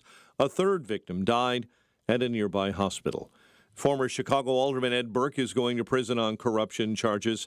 Federal judge sentencing Burke to 2 years behind bars yesterday after he was found guilty of racketeering, bribery, and extortion charges. Cubs lost to San Francisco 5-4, while the White Sox were blanked by the Dodgers 3-0. Tennessee baseball took down Texas A&M 6-5 in the Game 3 finale of the Men's College World Series. The news, a service of Lowe's. Save big every day at Lowe's when you buy in bulk. Save 10% on select concrete mix when you buy one pallet or more, because Lowe's knows pros. Selection varies by location. While supplies last, discount taken at time of purchase. See associate for details. A check of traffic and weather is on the way next on AM 560. November 2nd, 2020, marked the 100th anniversary of the first commercial radio broadcast. We're still here, and we're bigger and better than ever. You can still listen to us over this great radio station, but now there are no limitations. Your smartphone is now your smart radio. Listen to us online on the app, TuneIn.com, iHeartRadio, and Odyssey.com. Your smart speaker can find us too. With radio, there is no separation anxiety. We're always on. AM 560, The Answer. For anyone living with everyday aches and pains, there's a lot of things you can try. You know, tough it out, bite the bullet, grin and bear it. Or you can try something that has helped so many other people, Relief Factor. Relief Factor is a 100% drug-free daily supplement that helps your body fight pain naturally. Developed by doctors, Relief Factor uses a unique formula of natural ingredients that addresses the inflammation where pain starts. And Relief Factor doesn't just mask pain for a short time. It helps reduce or even eliminate it all day, every day. Wherever you're hurting, your back, neck, joints, or muscles, in about 3 weeks or less, you'll see a difference and rediscover what it's like to feel better and live better. So if everyday pain is affecting your life, don't go with the mind over matter approach. Try Relief Factor instead. Go to ReliefFactor.com or call 1-800-4RELIEF and save on your first order. That's 1-800-4-RELIEF. Fight pain naturally with Relief Factor. Balance of Nature's fruits and veggies supplements. Changing the world one life at a time. That's some good stuff, I'll tell you. It really works. I'm just really pleased with your product. I've been using it now for 3 years. I've been taking it for a while now. I feel better. I live on the Balance of Nature. I plan on taking it forever. I've been a very happy customer. I like the product, and I'm telling a lot of people about it. Splash into your summer with Balance of Nature's summer savings. Call 1-800-246-8751 or go to balanceofnature.com and sign up as a new preferred customer to get 50% off your first set with free shipping and our money-back guarantee. That's 1-800-246-8751. Don't miss out. This offer is only available while supplies last. Go to balanceofnature.com or call 1-800-246-8751 and get this limited time offer by using discount code Chicago. One of the most important decisions you can make as a parent is where you send your kids to school. But these days, it's never been harder to know which school is best. Public schools have changed a lot, and you might be thinking about sending your child to a private Christian school. But you also know that private school can be expensive, and in this economy, you might think it's not an option. Well, think again. With HalfPriceSchools.com, you can purchase tuition vouchers for half the price of normal tuition for private schools. For nearly 10 years, HalfPriceSchools.com has helped families from all over Chicagoland make the dream of private school a reality. And that can be the reality for you and your child too. Just go to HalfPriceSchools.com, search for a private Christian school near you, and purchase a voucher. It's that easy. Visit HalfPriceSchools.com. That's HalfPriceSchools.com.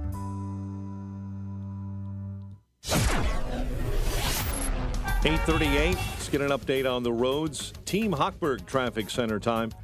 And again, a ground stop is in place because of severe weather crossing the area at O'Hare.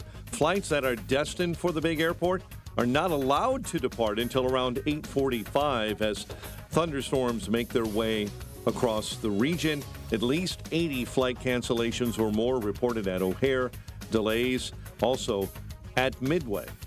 On the roads this morning, on the inbound side of the Kennedy Expressway, big delays as you're coming inbound. It's an hour 20 O'Hare into the Burns Circle interchange, and delays on the Ike, 80 minutes from 390 into the old post office. Stevenson add 1 hour, 355 into DuSable Lakeshore Drive. Tri-State northbound jams solid from 8094 all the way up as you roll past I-88 and the Eisenhower Expressway merge. Veterans right now slow northbound between the Boughton Toll and I-88. Chicago's Morning Answer with Dan and Amy continues next. Now your official Chicagoland weather forecast in the AM 560 Weather Center. Later today, clouds and sun breezy with a gusty afternoon thunderstorm, and that after storms roll through the area this morning. We'll top out near 94, and then tonight, chance of storms opening up again and a low of 70. Currently, a thunderstorm and 73. Next news at 9. Chicago's Morning Answer continues next on AM 560, The Answer. Now, from the Signature Bank Studios. If you're looking for the latest news, insight into what it means, and the sharpest opinion, there's only one station in Chicago where you can turn, and it's this one. We're AM 560, The Answer. Top of the morning, Dan and Amy. So here's where the West is and why there is a populist revolt from the right happening in Western Europe. I think Germany is about 10 minutes ahead of us. 20-year-old woman in Hamburg has been sent to prison after making a quote-unquote hateful remark, or hateful remarks, plural, towards a migrant who was involved in the gang rape of a child. She is one of 140 people being investigated by Hamburg police for making harmful comments towards convicted child rapists. I understand Germany doesn't have our First Amendment protections, but it's a cultural point more so than a legal one here.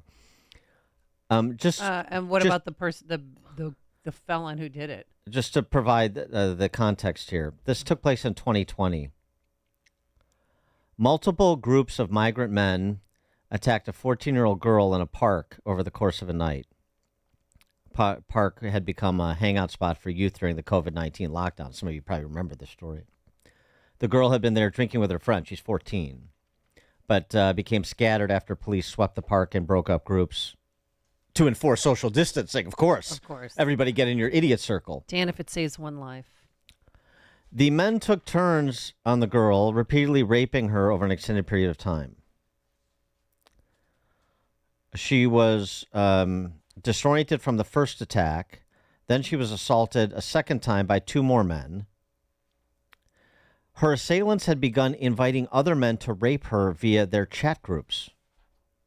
I don't know if I can stomach this. She was attacked a third time by a single man, then a fourth time by 3 more men. Okay. She managed to break away. Eventually, she came across people who recognized her state and called police.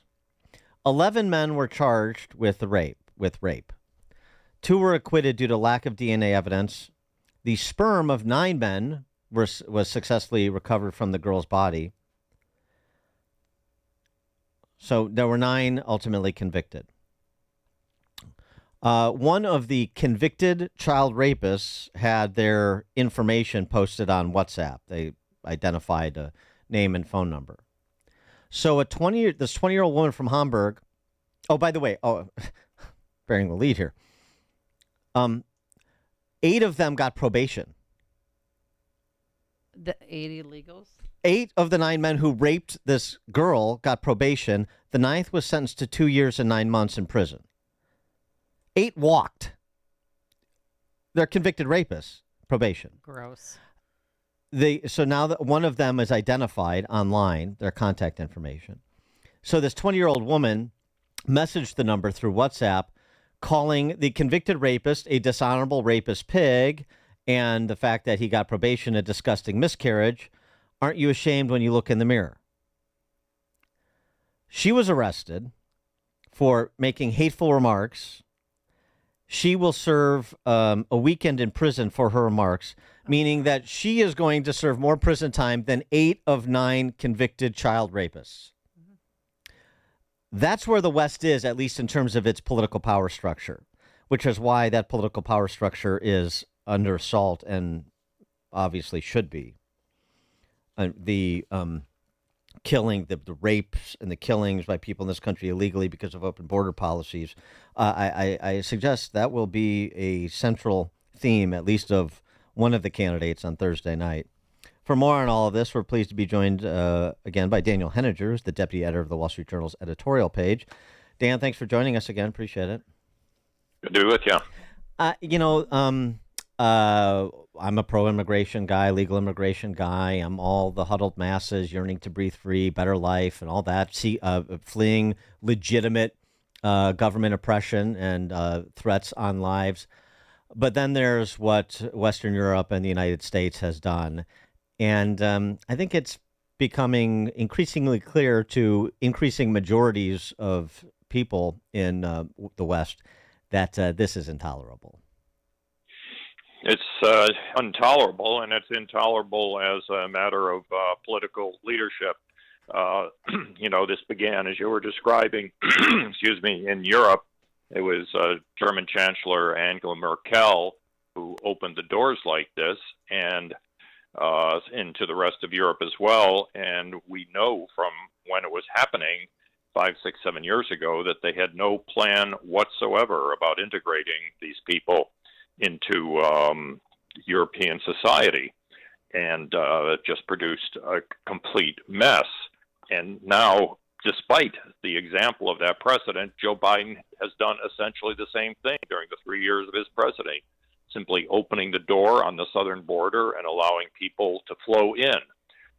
There's been no real control over who these people are, what their connections are.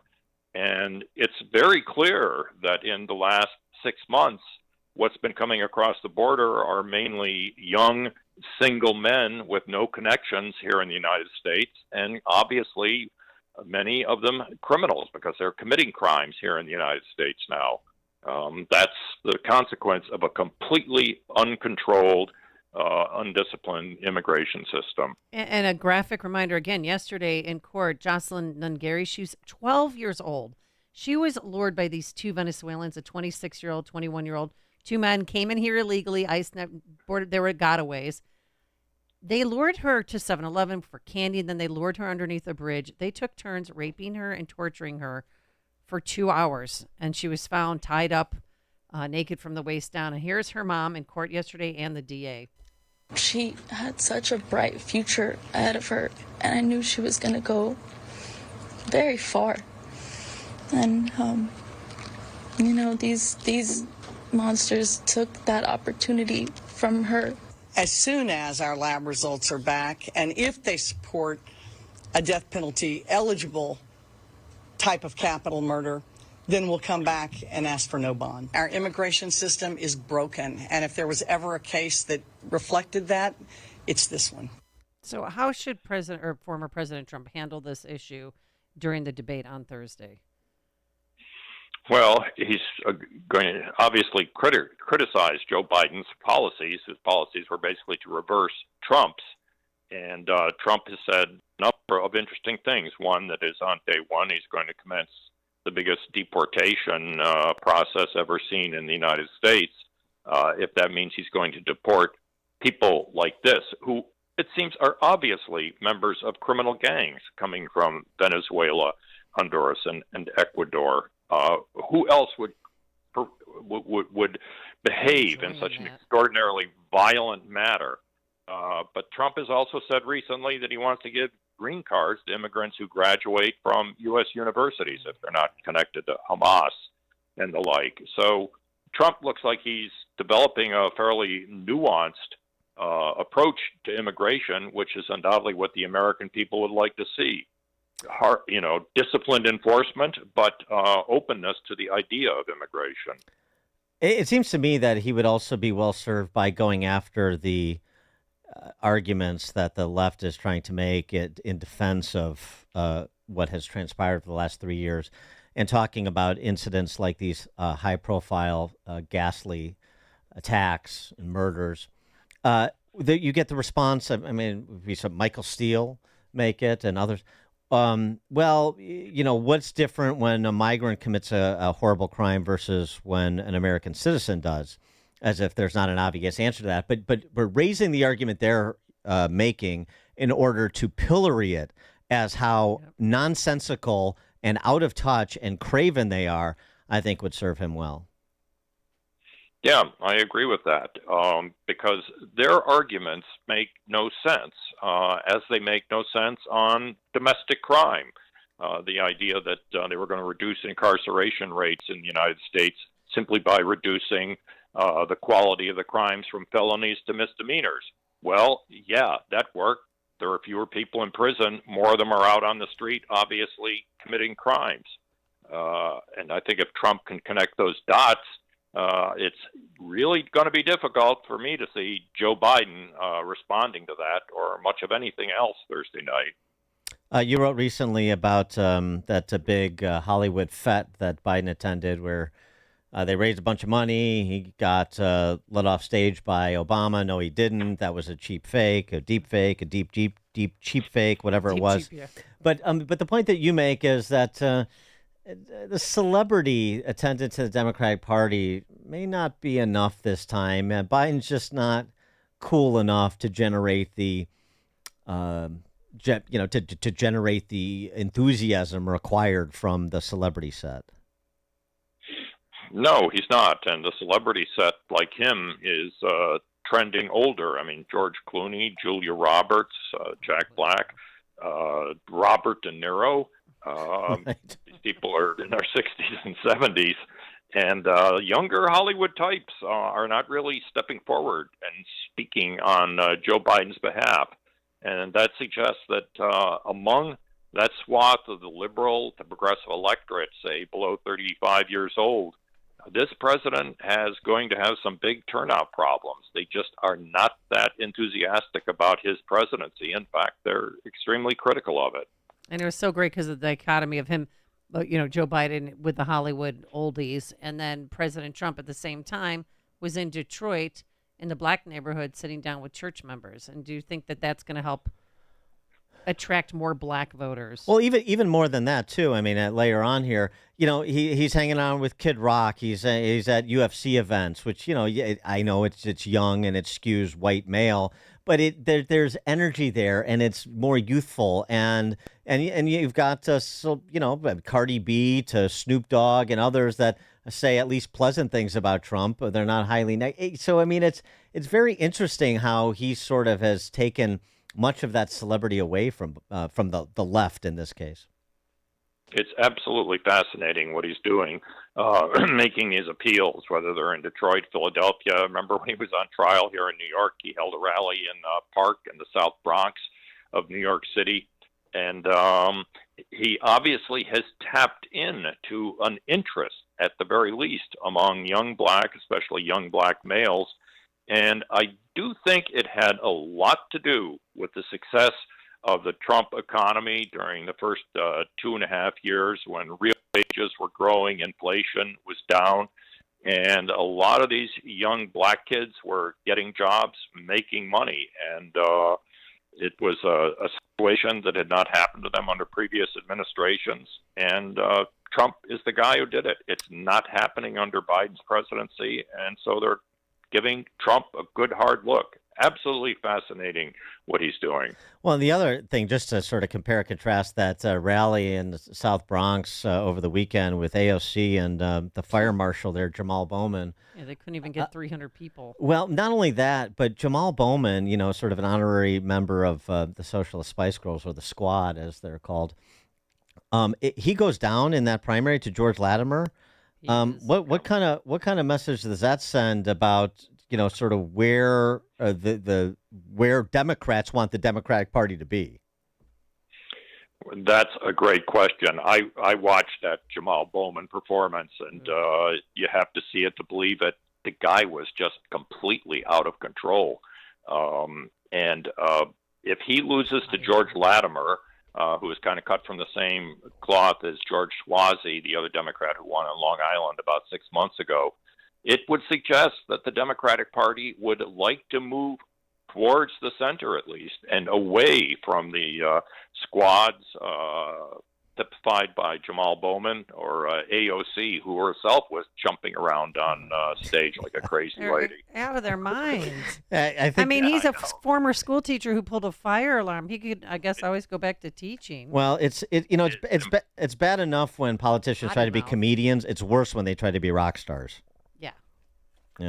Yeah, or rap stars. Yeah, rap I mean, stars. I looked at that and I could not believe that guy was a former high school principal in New York. It's Just disgusting. That potty mouth like that on him, I wanted to smack him. There was kids there. Horrible. Daniel Henninger. He is almost. Go ahead. I'm sorry, Daniel. Go ahead. He's almost certainly going to lose today. So it's going to be a significant event.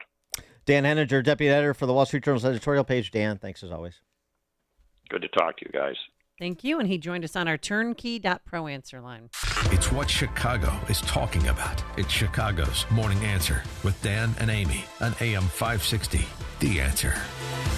Join me, Dennis Prager, on an unforgettable Bible cruise to the Caribbean, November 29th to December 8th, 2024. Imagine 9 days of basking in the sun, surrounded by the stunning beauty of a tropical paradise. Amid profound conversations, I'll share about the Bible and my insights into current events in a way that I believe you will really enjoy. Secure your spot on this once-in-a-lifetime adventure by calling 855-565-5519 or booking online at PragerBibleCruise.com. Balance of Nature's fruits and veggies supplements, changing the world one life at a time. That's some good stuff, I'll tell you. It really works. I'm just really pleased with your product. I've been using it now for 3 years. I've been taking it for a while now. I feel better. I live on the balance of nature. I plan on taking it forever. I've been a very happy customer. I like the product, and I'm telling a lot of people about it. Splash into your summer with Balance of Nature's summer savings. Call 1-800-246-8751 or go to balanceofnature.com and sign up as a new preferred customer to get 50% off your first set with free shipping and our money-back guarantee. That's 1-800-246-8751. Don't miss out. This offer is only available while supplies last. Go to balanceofnature.com or call 1-800-246-8751 and get this limited time offer by using discount code Chicago. Rick Borick, host of Unleash Your Wealth, talks about the importance of tax planning in retirement. A qualified financial planner can take you through all the steps to show you every single legal way you can use to reduce and minimize your state income taxes across the board so that, again, you keep more of your money and your family keeps more of your money. Unleash Your Wealth, Saturday at 7 a.m. and our new time at 2 p.m. here on AM 560, The Answer. This is Dennis Prager. Now you can listen to my show when it's convenient for you and without censorship from big tech. Become a member of the ultimate online community for all things Prager. It's Pragertopia Unlimited. Listen to every radio show over the last 10 years, all commercial free. You can even listen to all my Torah teachings for free. Join today and save 25% off the first year and get a free Pragertopia coffee mug. Go to Pragertopia.com or click the banner at DennisPrager.com. AM 560, The Answer. All right, we were talking about dad humor. Here's how funny guys actually are when their comic sensibilities are not stifled by their wives. Okay? Okay. So a friend tells me this story. He's playing golf up at Lasonia in Green Lake, Wisconsin. And this is a group that likes to have a cocktail or 10 when they play golf. One of the guys gets blind drunk. Blind drunk. Loses an eye kind of drunk. He's like he can't play anymore drunk. And he's driving a cart by himself. And he is, the pedal to the floor, and he doesn't even attempt to stop, and he crashes into a parked car. Did he go flying, or is no? he okay? I guess he was fine. He was so limp because he was so out of it that he didn't even try to brace himself for impact. So anyway, that's not good. No, were the police called? No.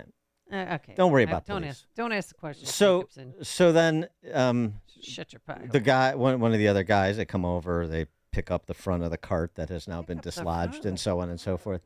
And they write a note on the guy's windshield. Sorry about that. But then one of the guys comes up and he does like an arrow like on back, and he writes 2 more scorecards full of a story to explain what happened. And the explanation is, I'm sorry, I'm trans and I'm having a bit of a difficult time. I'm a little bit older. I've put on some weight. I'm drinking to cope with this process I'm going through. I've had suicidal ideation and so on and so forth. He makes the excuse of being trans. The guy whose car he crashed into obviously gets it, and then whatever, they convene at some point. And he was so impressed with how funny that was that he just don't worry about it. So just think about that. Identify as trans. It's basically a get out of jail, don't have to pay for your wrongdoing kind of. Pay the deductible? They worked it out. I don't know. They worked it out, okay. And they lived happily ever after. All right, it's now 9 a.m. WIND, Chicago. He's about to take off.